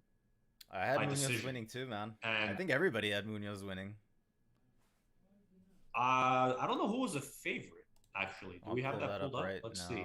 I didn't look at any lines really this week, Munoz, so I don't know who was. Minus 120. Slight favorite was Munoz, but a pretty close line. Look, Pedro's been fighting some very tough opponents too, so it's not like I think the line there makes sense. And especially how the first round went, it was looking like it was going to be a first round finish for Pedro Munoz. And Dominic Cruz also said it too. He doesn't really remember what happened when he fell down. He just remembers being on top of Pedro. So there was a period of time where apparently his memory kind of went away. And yeah, he looked pretty damaged. Looked like there was a good chance he was not gonna see the end of that fight. But props to him, man. I mean, again, older guy, and to somehow have weathered that first round barrage by Pedro. And I think it's because he was prepped for it. Leading up to this fight, he kept saying, Pedro's a knockout specialist. He's a knockout artist. He has the capability. So he knew what he was going to go up with. Those ending numbers there are crazy. 74 to 103 on the significant strikes, especially how the first round went. If we have the round by round, what was the discrepancy in that first round? I can't imagine it was that close. So to end up to the point of knockdowns, right? I'm still stuck on this knockdown thing. So Pedro Munoz knocking down Dominic Cruz in the first was very significant. I don't see. That's how we got to giving him the round, right? Like in our heads, that's how you would justify that. But then Dominic Cruz does the right thing and he comes out guns blazing, dude. He constant pressure through the second, through the third, and that's ultimately what got him that win. Is just that aggressiveness that he was putting forward. But that knockdown was significant because you combine it with everything else that Pedro Munoz was doing in that first to get to that conclusion. Now, had Pedro Munoz not done anything else that round, but he just got a knockdown, I don't give a shit. Dominic Cruz takes that round in my book. Sorry, I digress, man. I'm upset. Let me move to round one. Yeah, I mean the round one, look, it started, Cruz was looking good, and then there was that period of time where Munoz just kind of took it over. But all things considered, how it was going for that stretch where Munoz was kind of dominating Cruz recovered pretty well just in the same round and ended it pretty okay. He still lost the round, but he ended the way it ended was much better than how it was going. And then round two was a phenomenal bounce back for Cruz. And again, we've talked about this with other fighters where they really dominate a round and then either the round just ends or something happens. And at the start of the next round, you would think maybe they just come right back out, put the guy on his heels, but they don't. And this was one of those again. Like, I understand there wasn't like an immediate transition from he was really dominating, the round ended, to let him continue. Because Cruz did recover a little bit by the time that first round ended. But I would have liked to have seen Pedro, I'm not saying go empty out the gas tank, but I would have liked to have seen him come out and really exert some additional pressure to try and reestablish what he had created during that period of time he had in the first. But he didn't do that. I don't think he could, because if you were off of the recovery. If you saw the pressure that Cruz was putting down, I don't think Munoz kind of knew how to respond to that. It was almost unexpected. And I seem to remember even uh, Rogan saying that, where it was just like Pedro has no idea how to respond to this, and I felt like that's what I saw in his face too, where it was just confusion. Like, is this really happening right now? Like, Dominic Cruz is pressuring me to this degree, because he really didn't have any response. It was just, you know, I mean that's what Cruz was and is known for, especially during his championship years, is that like unorthodox style of movement. Like he moves not necessarily. He sometimes moves just like this. He's not. His feet aren't like he doesn't have one foot back. He has his both feet are like this, and he sometimes just moves around like that. So it's not a traditional look, and he's very elusive. I remember there was I don't know if it's still the case, but he was like he there's a metric out there where he's eluded some of the most strikes ever. Like all fighters, like this guy's eluded a lot of strikes because of that craftiness that he practices that footwork a lot and you can see it while he's fighting. It's very active. He's always moving around. So you can understand why not just Pedro, but anyone really, when you're fighting him, like, what the hell is going on? yeah. But in the preparation of it is what it's having to prepare for it somehow. And so, yeah, I think that is probably what was going on for Pedro is like, okay, how do I, how do I get around this crap? And then now going into the first half, I think was kind of a close third round. For me, it was a little bit tricky to score, but then I thought the second round of that third round, the second half of the third round, I should say, was more clear cut for me. That Cruz started to run away from it. The volume was there, and Pedro, I think, just kind of started to fade. And you can see like the ending numbers, I think, are pretty indicative there. You know, almost 30 or 31 more landed significant strikes for Cruz, which again, very impressive given how the fight was going. Big win for him. I think someone asked or someone threw it out either during the post fight conference or was it on Twitter or something? Or no, I'm sorry, it was Piotr Jan. Piotr was saying Aldo versus Cruz next. That would be interesting. Uh, yeah, I mean, I think that would be a very interesting matchup. I don't know, you know, if Cruz should kind of fight someone that much higher. If we pull up the ranking list, maybe I can make more sense of it. 135. No, right? Up. One more. Yep. Oh my God, man, what is going on? Sorry, boys. So we have Aldo up there at 3, and we've got Dom. So Dom is for sure leapfrogging at least 2 spots. Yeah, it's getting too toasty, huh? Sorry, I was overheating, man. Like, what is going on, dude? Yeah, Dom Cruz. So he's for sure going to be at least 7th now in the division. So I'm looking at it. Look, as a matchup, it's a very interesting matchup, Cruz and Aldo. But I don't think he should be fighting above Merab. I think Merab has earned that, definitely. Andrew's saying it would be a fun fight. Winner gets in line to fight Dillashaw for the next title fight. Again, not disputing it being a fun matchup, but I think Merab has earned it. Has earned getting close to there too. Again, Bantam as being as stacked as it is. Dillashaw, you know, he beat Corey questionably, so I get that. I just don't like, you know, you being gone for 2 years and then having 1 or 2 fights. 2 years for suspension, not for medical reason. Being gone for 2 years due to a suspension, and then you know, having 1 or 2 fights, and that just kind of gets you right back to a title shot. I don't like the merits on that. I get it though; he's a draw, but I do think Merab should I don't be see in a better the position appeal. than. Dude, I'm sorry, I don't see this guy's appeal. Like, cause I thought he, all things considered, I thought he looked pretty good for someone that had been gone for 2 years and to fight someone as high level as Corey. I thought he looked good. Like I'm not trying to take that away from him. I'm not trying to take anything away from him either. I'm just saying, that, personally, on a personal level, I don't like. I don't see what the draw is to TJ Dillashaw. There's nothing. Oh, you mean like, oh, if you see TJ fighting, you're not like jumping up and down? Is that Yeah, what I you don't give a shit. Like, I was more interested to see Sandhagen. You know, during that matchup, like. Well, it's because of it's because of when we started watching and when a lot of like when some of the other like this guy during the period of time where he was reigning was massive. Whereas we've been watching since he was on suspension. So we saw Corey fight a few times. We saw what he looks like. That's really the big thing. You know, it's the same with Cruz. You know, having the fan base that he has is because of his reign and how successful and how long it was.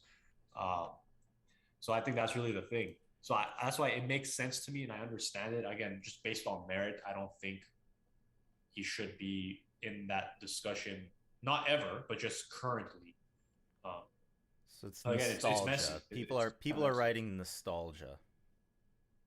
Yeah, but again, if he came out against Corey and looked like ass, I think it would be different. I don't think he won the fight.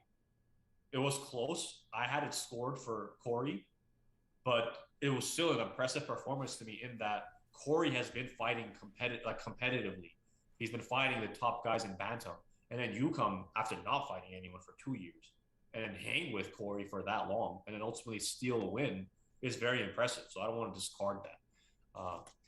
But the whole, we were talking, the way we prefaced into that was Cruz and Aldo. So as a fight, not with no title implications, not just on its own, fun matchup. But I don't agree with that being the next thing. Andrew Singh, TJ is just a wrestler who has good boxing, nothing special. He just uses his skills well. Cruz took the belt from TJ. TJ got it back later. Yep, that is what happened. But yeah, so I mean, good on Cruz though. Again, one of the older guys. He had a couple of rough injuries, so it's nice to see him getting a couple of wins here and trying to make another run. And I think he for sure has the ability to make a run. Just don't think fighting number 3 is earned yet. Not trying to be disrespectful of his past. I'm just saying with the current state, the current picture of the bantamweight division. Next, very, very big fan favorite, Tai Tuivasa against Augusto Sakai. I think maybe a case to be made here. Toughest matchup on paper that Tai had faced entering. Augusto was really on top, not on top of the world. No one knows who he is, but he was really doing pretty well. I think this was his 3rd loss in a row. If you could confirm that for me, if you hit profile. He's had a tough couple losses. Yeah, so that Overeem loss was tough. Yeah. He was winning the first 2 rounds, and then Overeem just flipped the script. Rosenstrike got finished right at the buzzer, and then Tai took care of him too. Now, both men, during that first round, were doing some nice work in the clinch, both of them. You saw, the knees were landing. Close quarters for big guys to be doing the work they were doing was really impressive. I thought there was some good activity on that end, but then Tai just started to run away with it, and it's tough for Augusto now, having lost a few in a row there. And then conversely, what was this? Tai's 4th or 5th win in a row, I think.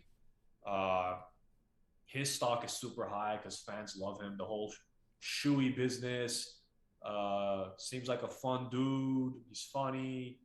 14-3, was that what that was? Yeah, four wins in a row. Hasn't fought the stiffest competition, but love the activity, man. Since October 2020, look at that. What is that? A year and so 14 months, 4 fights for a heavyweight. Love to see that. Hadn't fought for a year prior to that, so that's awesome. Good activity on him.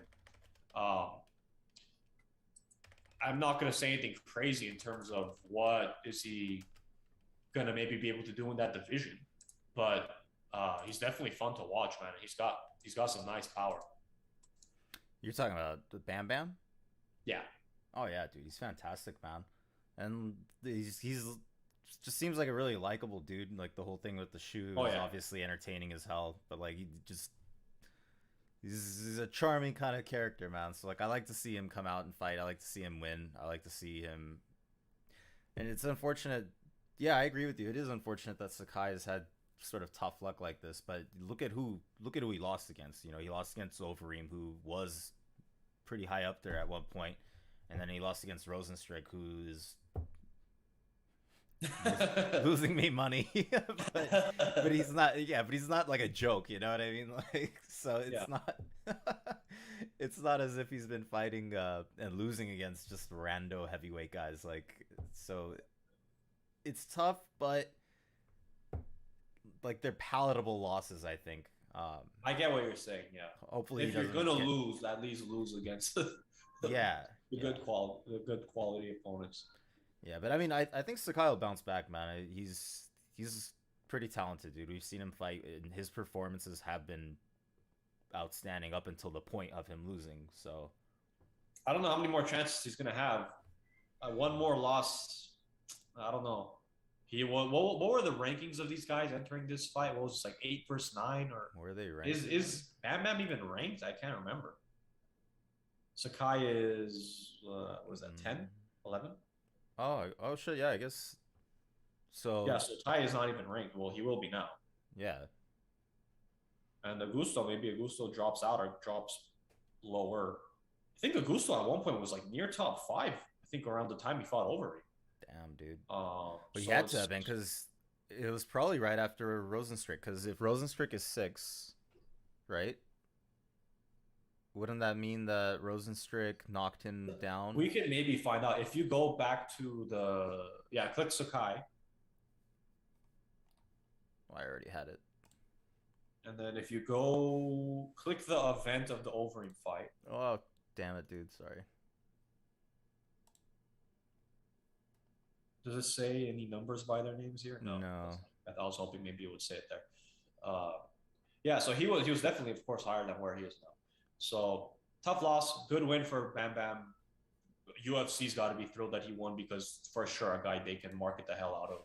Super likable. I think you can start pushing him onto main cards.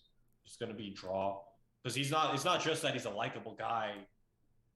It's that he's putting people to sleep, and in like devastating fashion. Yeah. And speaking of putting people to sleep in devastating fashion, Bruno Silva versus Jordan Wright. Jesus. I mean, oof. And look, Jordan Wright's a strong guy. Yeah. He won Contender Series. I saw him win on Contender Series. I thought really highly of him. This guy works really well in the clinch. Like he's very effective using his knees. But I think what the guys were saying during the commentary guys were saying, like, he kind of leaves himself open when he's in the clinch throwing those knees, and the recovery of, when he separates out of the clinch, kind of leaves him vulnerable to what ended up happening. Man, that was rough, dude. Bruno Silva, what was that? 18 knockouts, 17 knockouts of his 22 wins. Some crazy number. You're talking about Silva? Yeah. 19 wins by knockout. 19 by knockout. He's got 22 wins overall. That's the stat that I heard last night. Yeah, 19 wins. There you go. 19 wins by. But look at that vulnerability on the submission. Isn't that interesting? Yeah. So 19 wins by knockout, 3 are by decision. So who's he beating in the UFC? We've got it's 3-0 to the UFC. That's right. They mentioned that. Wellington Turman, Andrew Sanchez, Jordan Wright. Look, and so something I've said several times before. You see a lot of guys that their pre-UFC record will look like this: TKO, KO, sub, KO, TKO, sub, and then they get into the UFC and it goes decision, split, no contest, blah. This guy out the freaking door is KO. Like, it's already starting to look deadly. I think Anthony Smith said he's the first fighter in UFC middleweight division history to start his UFC career 3-0, and those 3 wins being by knockout. It's a pretty specific stat, but I mean, still pretty impressive. There's been a lot of really good middleweights. You rarely see it, dude. Like, even guys coming out of Contender Series or coming out of Ultimate Fighter, like, they seem to have a hard time maintaining that KO TKO thing once they're on like the general roster.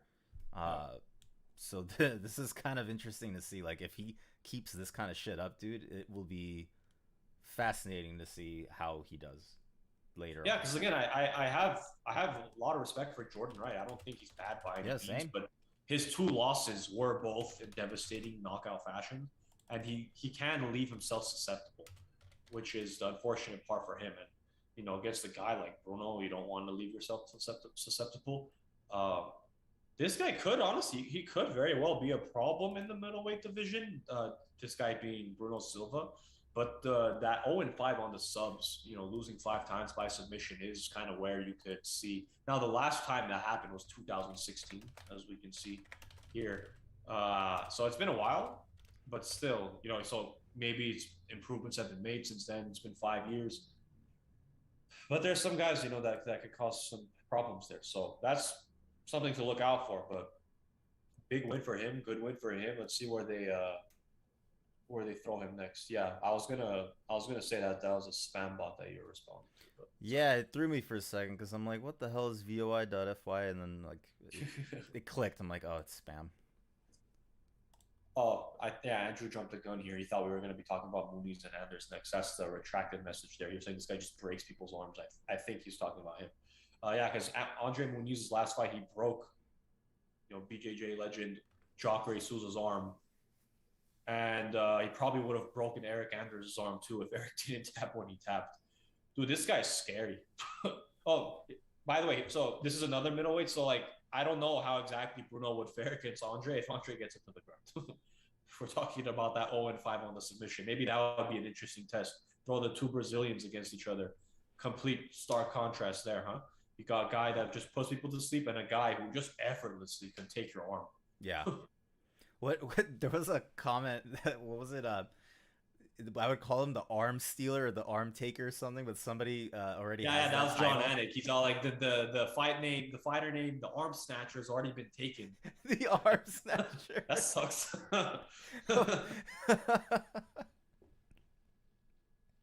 It goes to show how some of the preparation, some of those guys do go put into their commentary. Now, maybe he already had that information readily handy as the name, but to know that name's already been taken. So from what who was I was reading an article about somebody it was Cruz, I think, talking about DC, and he was saying that like Anik Cruz was giving DC some crap saying DC doesn't watch any film. Exactly. And then in the same article he was even saying that when you contrast him with Anik, who's like into it, like he's legitimately into it, he'll watch film, he'll read up on fighter stats, he just knows all this shit off the top of his head, and obviously you're gonna note it all down so that when you're doing your broadcast you could quickly just pull up a stat and talk about it. But like you could tell Anik genuinely likes watching the sport and like interacting with the sport and the fans. Yeah, so what is that, 22-4 from, can we pull up Muniz's profile real quick? Sure.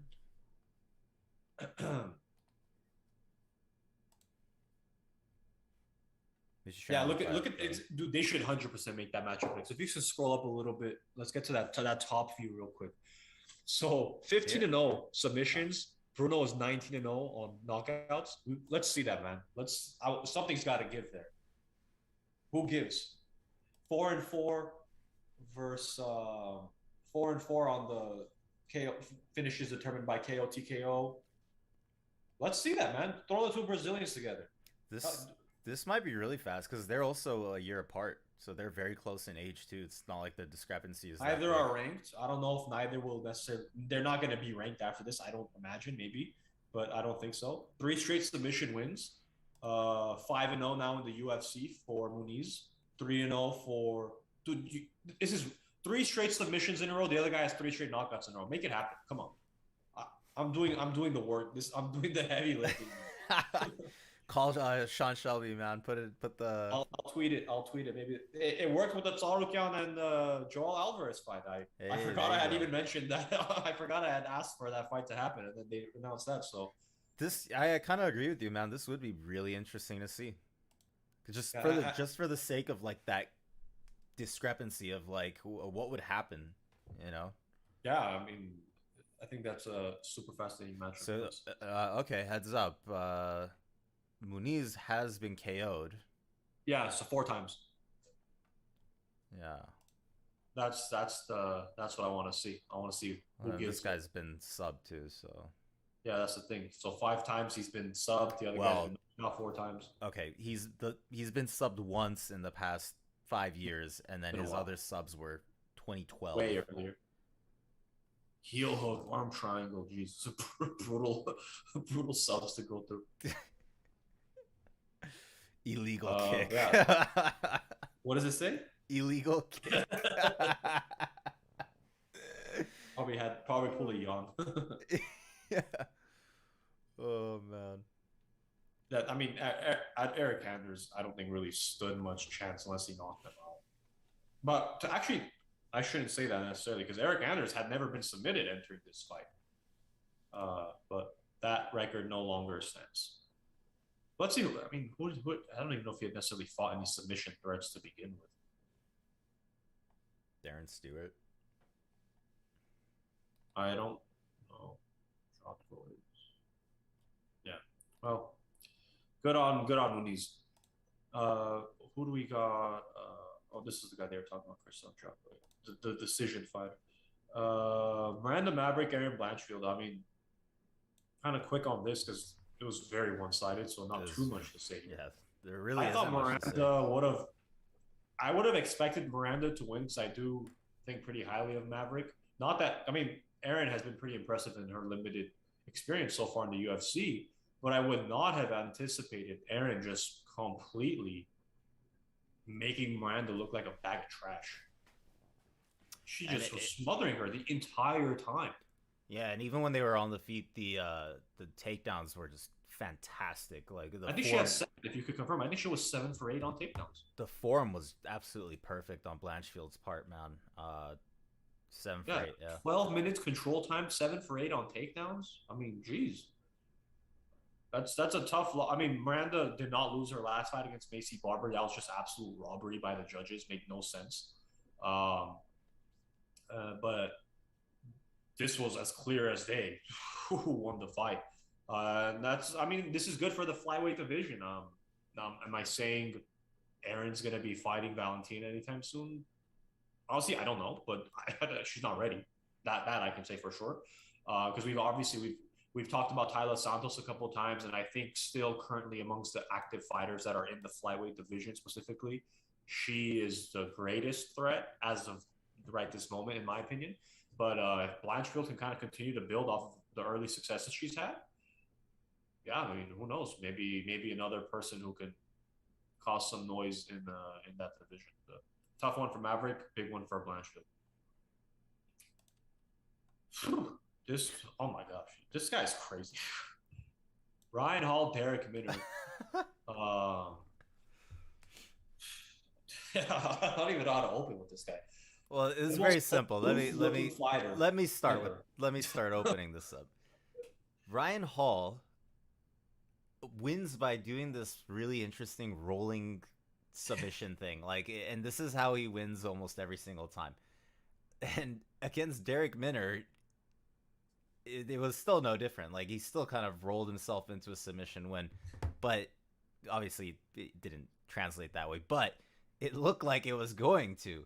And good on Minner for actually being able to defend against that. You know, he must have watched a lot of tape and just kept rolling the tape back to watch it over and over again, man. This is interesting because I was told to look out for Hall. I want to say it was a while back.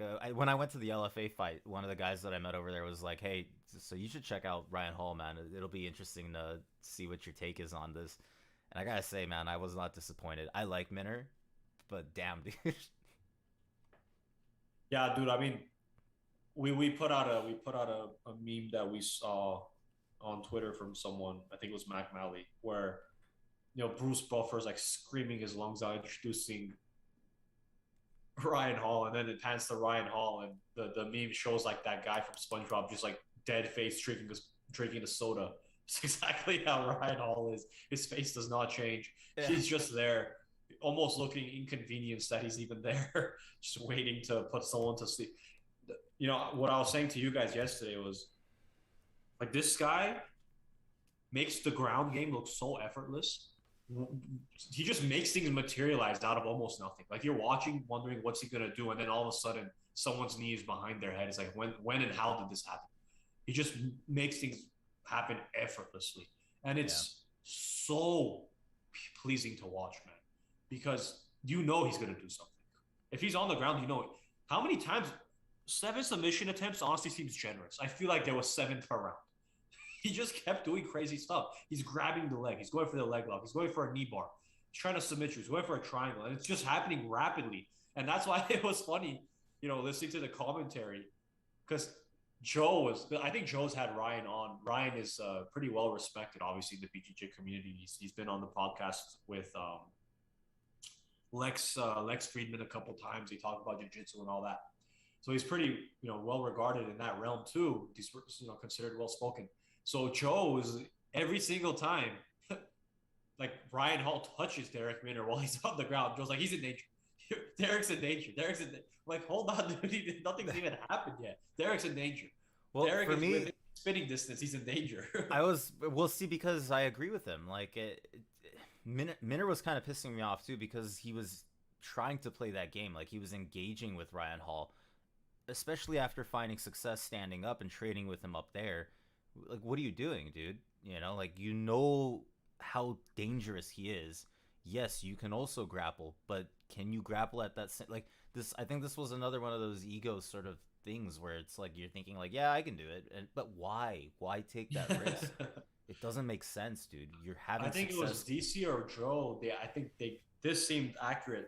It was in the second round or towards the end. I think it was during the second round. He was doing just what you were mentioning. He took down. I think that was when he took down Ryan, or maybe it wasn't technically considered a takedown, but it was like almost like a baited one. Ryan kind of baited him into getting him in that position. And they were saying again, like, why are you doing this? And then I think Joe or DC again, they were saying, well, maybe because he was able to fight it off in the first round. He felt some confidence thinking, okay, I was on the ground with him. Let me take him back to the ground. Was not the right decision. When the scoring was, before the scoring happened, or I think when it happened, I was thinking 29-27 as well. I think round one was Minner. Yeah, round one was Minner from what I'm remembering. I had notes on this. You want the official scorecard? Yeah. The official scorecard, and then what I'm remembering having it, I believe I had round one for Minner, round two for Hall, and then round three I had 10-8 Hall. That's how I scored it, and I think that's how one of the judges had it. 29. That's in line with me as well. Although I can make the case for it not being a 10-8. Where'd it go? Pass it right there.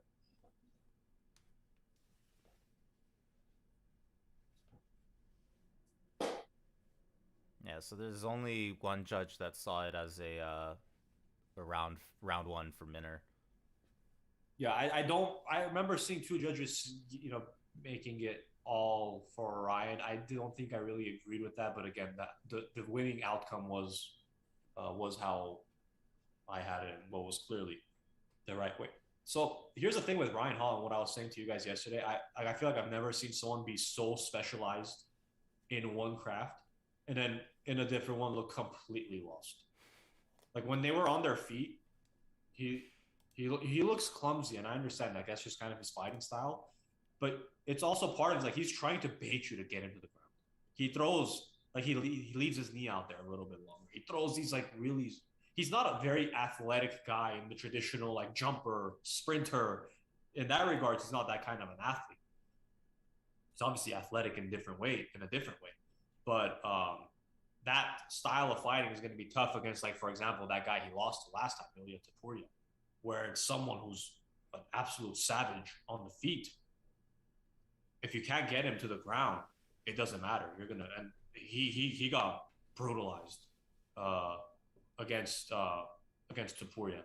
So those types of matchups is where I wonder how is he going to be successful long term wise. Like I don't know if he wants to be a champion or what, but I don't know how he can be when he's entirely reliant on submitting people or putting them, taking them out to sea and drowning them, because it's gonna be tough, man. He's in like, what is he gonna do against Max Holloway? What's he gonna do against Brian Ortega? What's he gonna do against Yair? What's he gonna do against TKC? Every single guy here, Calvin Kattar, Arnold Allen, Giga. Josh Emmett. Yeah. Well, I don't know how you fare against those kinds of guys if Thug Nasty. Thug Nasty would be fascinating, actually. That would be a fascinating matchup to see who is going to win on the ground. Maybe they make that next. Who knows? I don't know. Because I know Bryce had been hurt. He just released a rap album. I don't know if you saw that. No, I didn't. Yeah, he did. And I know he wants to fight. I don't know if they have anything worked out for him yet, but it didn't seem like Ryan was hurt. Maybe you could make that happen. I don't know. I mean, Ryan's not ranked, so Bryce might not be interested in that. But yeah, I mean, again, I it's think he just wants entertaining to get to paid, watch when man. he's on the ground, though. I think he just wants to get paid. Look, he's 36. He even said it. He said, no more long breaks. Uh, you know, so maybe he just wants to get some cash and do that Yeah, thing. could very well be, but still, pretty entertaining watching him making these crazy submission attempts kind of materialize out of nowhere. Good on him. Randy Costa, Tony Kelly, tough loss for Randy Costa. Did not look good in this fight. Tony Kelly drove like over 20 hours from Louisiana because he didn't want to deal with the mask mandate on the airplane. And dude, he was full on pressuring Randy from the get go, and it was just too much for Randy. I mean, we were talking about it with Pedro, from the second round and beyond against Cruz, kind of like almost unsure of how to combat the pressure. It's kind of similar with Costa. Conversely, Costa, when he was fighting Giannis, was pressuring him pretty nicely in the first round of that fight. He was very aggressive, and then in this fight, I mean, Tony Kelly just So look at that. this, What is that? 82 significant strikes in not even 2 full rounds. well, what That's I want to nuts. highlight is look at the amount of body strikes and the amount of leg strikes. But specifically, look at the amount of body strikes. I kind of liken this one to the Poirier Oliveira fight, where the body work that Kelly put in just paid off almost immediately. Yeah. You know what I mean? Like there was no delay in that success from focusing on the body. And he was very intelligent about how he would get these shots in, because he would switch stances, throw a combo, switch stances, throw a few kicks, do a thing, switch. There was never a point where you could be confident that he's gonna stay here. I can do something against it, or how do I counter? Because he's always switching, and he was doing it in a very intelligent way. He would switch when he's throwing those combinations. So I think it would throw Costa a little bit too. It made it very hard to get a read on him. Yeah, for sure. I mean, and he had 7 years on Randy Costa. I think Tony Kelly's 34, Randy Costa's 27. Uh, but Randy's the one that kind of started to look tired, and Tony was the one that was putting all that pressure. It's the Uh, body, man. It's not to yeah, be underestimated, dude. That yeah, shit hurts, and it impacts your breathing. You're gonna start. It's the other thing is you don't see it. Like sometimes you will, like in the case of Jan and Reyes. You'll see the swelling, the the belt. welt. Yeah, Yeah, but most of the time, it's going to be sub. It's going to be underneath the skin. It's going to be underneath the bone. You're not going to see that until maybe much later, once the adrenaline's died off. The next day you'll start seeing that bruising. But a lot of damage gets done with those kicks and those knees and those punches to the body. yeah, man. Good win for Tony. Hopefully, he had a good drive back home. Actually, he's still driving. It's gonna be a while before he gets back home. Freaking Uh, madman, dude. yeah, good on him. And then I don't have anything. I don't care about this fight. I just want to say one thing. I did not expect this. This was completely unexpected for me. I I agree with you. I didn't think this was gonna be anything at all. And if anything, I thought Cachoeira, whatever. I thought the Brazilian was gonna be able to handle Robertson easily, but no. Julian Robertson, I guess, wants to keep her contract with the UFC, and yeah, good for her, man. Good for her. Well, why What? are you such a hater? Oh, we asked you that. Because we pull up Instagram, or we get it shut down if we pull up Instagram? I think we can, but I'm not logged in on here, so I wouldn't, Oh, okay, there. Dude, unless it's she has a public. very annoying like space that she makes in like all her pictures, so it just pisses me off.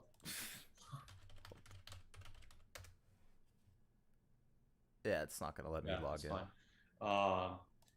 Yeah, I don't care. Whatever. Well, I think this was like her seventh win in the UFC, fifth by submission. I will say also that it's cool that she got it at the buzzer, basically. Bad communication from the corner, I would say, because it didn't look like she was about to pass out. if you're Cachoeira's corner in Portuguese, yell out like you got 2 seconds. Hang on, Oh, I see what you're saying. right? Yeah, yeah, Wouldn't yeah, you? yeah. We see that. You don't. We see it where they're getting pound, and you can sometimes audibly hear. Especially it helps when it's in English. Like, hang in there, 2 seconds, 3 seconds, hang in there.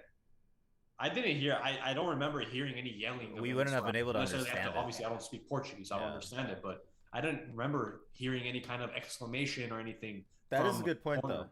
That is a good point that you bring up, because if that wasn't a thing, then really bad on her corner, man. Yeah, But you again, gotta imagine they're come on, of course, right? They would. yeah, and again, it didn't look like she was on the verge of passing out. I'm not saying like it wasn't tight, but what is it, 4:59 that they called it, or 4:58? Yeah, 4:59. You could have I'm sure she could have made it another second, 2 seconds. Well, back to the Nunez thing. Like sometimes it is what it is. Like look how quickly she tapped on that. Let's call it a rear naked. Different though. I'm saying because you literally just had to hang on for 1 second. Nunez wasn't like that. It was just if there was time left, it wouldn't have been like that. But this is like after a second, she has to stop doing it. I guess what I was alluding to more was like when you're done, you're done. Kind of. I mean, it was pretty kind of scummy. First of all, missing weight is already kind of not good. Not kind of, it's not good. And then to try and gouge out your opponent's eyes twice. I think it's safe to say Cachoeira will probably not be employed by the UFC by the end of next week. You think so? Yeah, I don't think they'll keep her. You missed weight and you did that on top.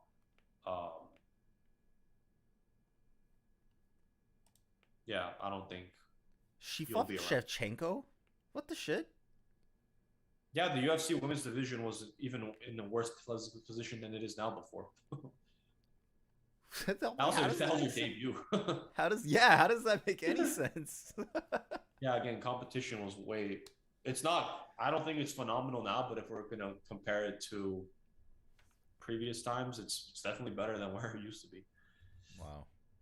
But yeah, I mean, look, overall, 269. I don't think you could have asked for a better way to end the year's PPV. We have one event left for the year. Next week, Derek Lewis versus Kyle Dawkins. Boy. Yeah, let's give a brief taste of what to expect. Let's make it very. There was a couple of interesting fights. Let's make it very, very brief though, because then we got to record our other stuff. So we got that. Could not give two shits about their Stephen Thompson versus Bilal Muhammad. Are you serious? I don't care. I think it's gonna be such a boring fight. Okay, Jesus. Angela Hill and I keep forgetting what her first name is. Amanda Lemos. I'm more interested in this fight than Stephen Thompson, and I'm not even joking. I'd rather see this than the other one. Okay. Rafaela Sunsao, Ricky Simone, cool. Which Ferreira is that? Diego? Maybe. Diego. Okay. Against, I forget how to pronounce his first name, Gamera. I think Andrew's a big fan of Gamera, if I'm not mistaken. Matush? I have no idea. Who we have under this? Cub Swanson And Darren Elkins. That could be a good contender for a finish. I forget, is Darren Stoltzfus? I forget his first name. I think it starts with a D. And then Gerald Mearshart. Dustin, there we go. Dustin, I think that someone will get finished in this fight too. Barcelos and Henry. Doesn't ring a bell. Justin Taffa and I think Henry Hornsucker or whatever his name is. Heavies. Big boys. Sajara Eubanks and I forget her first name, Gatto. Don't care. Charles Jourdain and Andre Ewell. Looking forward to this. Anytime Charles Jourdain fights, I'm all for it. He's entertaining. Raquel Pennington and Macy Chiasson. Macy Chiasson stepping in for someone else. Don't care. Donnell Mays. What's his name? I forget. Against Josh Parisian.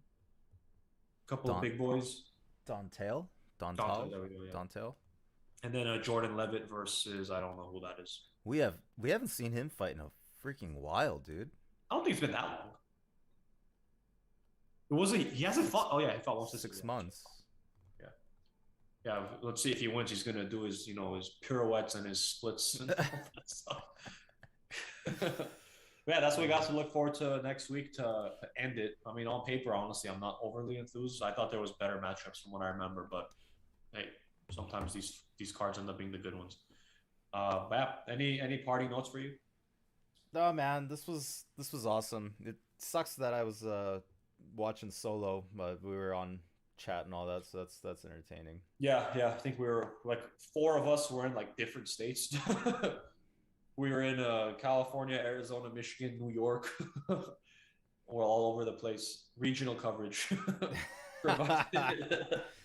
All right, so yeah, this will be the format. At least in the interim, we'll kind of keep kind of messing around with it like this. So the recaps will be live streamed, and then the lead up, like the previews, so to say, and any other additional stuff that might pop up, we might throw in as a short, or maybe do like a one off if there's some kind of topic that's popping around or something we want to discuss. Will be pre-recorded, leading up to the fights on Saturday, and then Sundays. I think around what was it, 11 a.m. Pacific? Yeah, 11 a.m. Pacific, 2 Eastern. Most of the time, we'll try and stick with that schedule doing this. We might change it up. Like, what's that? I think we have to kind of gauge it because Yeah. I'd be curious to see where people would prefer it more. Because it's funny, like we started this and then I'm looking at my who I'm subscribed to on YouTube. Every single person that I'm subscribed to is streaming at the same time. Oh. So I'm like, well, maybe Sunday at 11 is not the time to stream. You know what I mean? Like, yeah, we may pick prime time hours, huh? Well, yeah, possibly. All right, we'll see. It's a testing phase. Any last things for you? Nah, man. I was happy with the card. It was very phenomenal satisfying. Card. Thanks for those that tuned in. Thanks to the spammer. Thanks, Andrew. Thanks, Tiago. Yeah. And thanks, Dapper, for dropping in. Yeah, Dapper Media too. We got to get those guys on the next one, man. That'd be interesting. Yeah, for sure. We might have a guest next time too. We'll see. Until then, sayonara.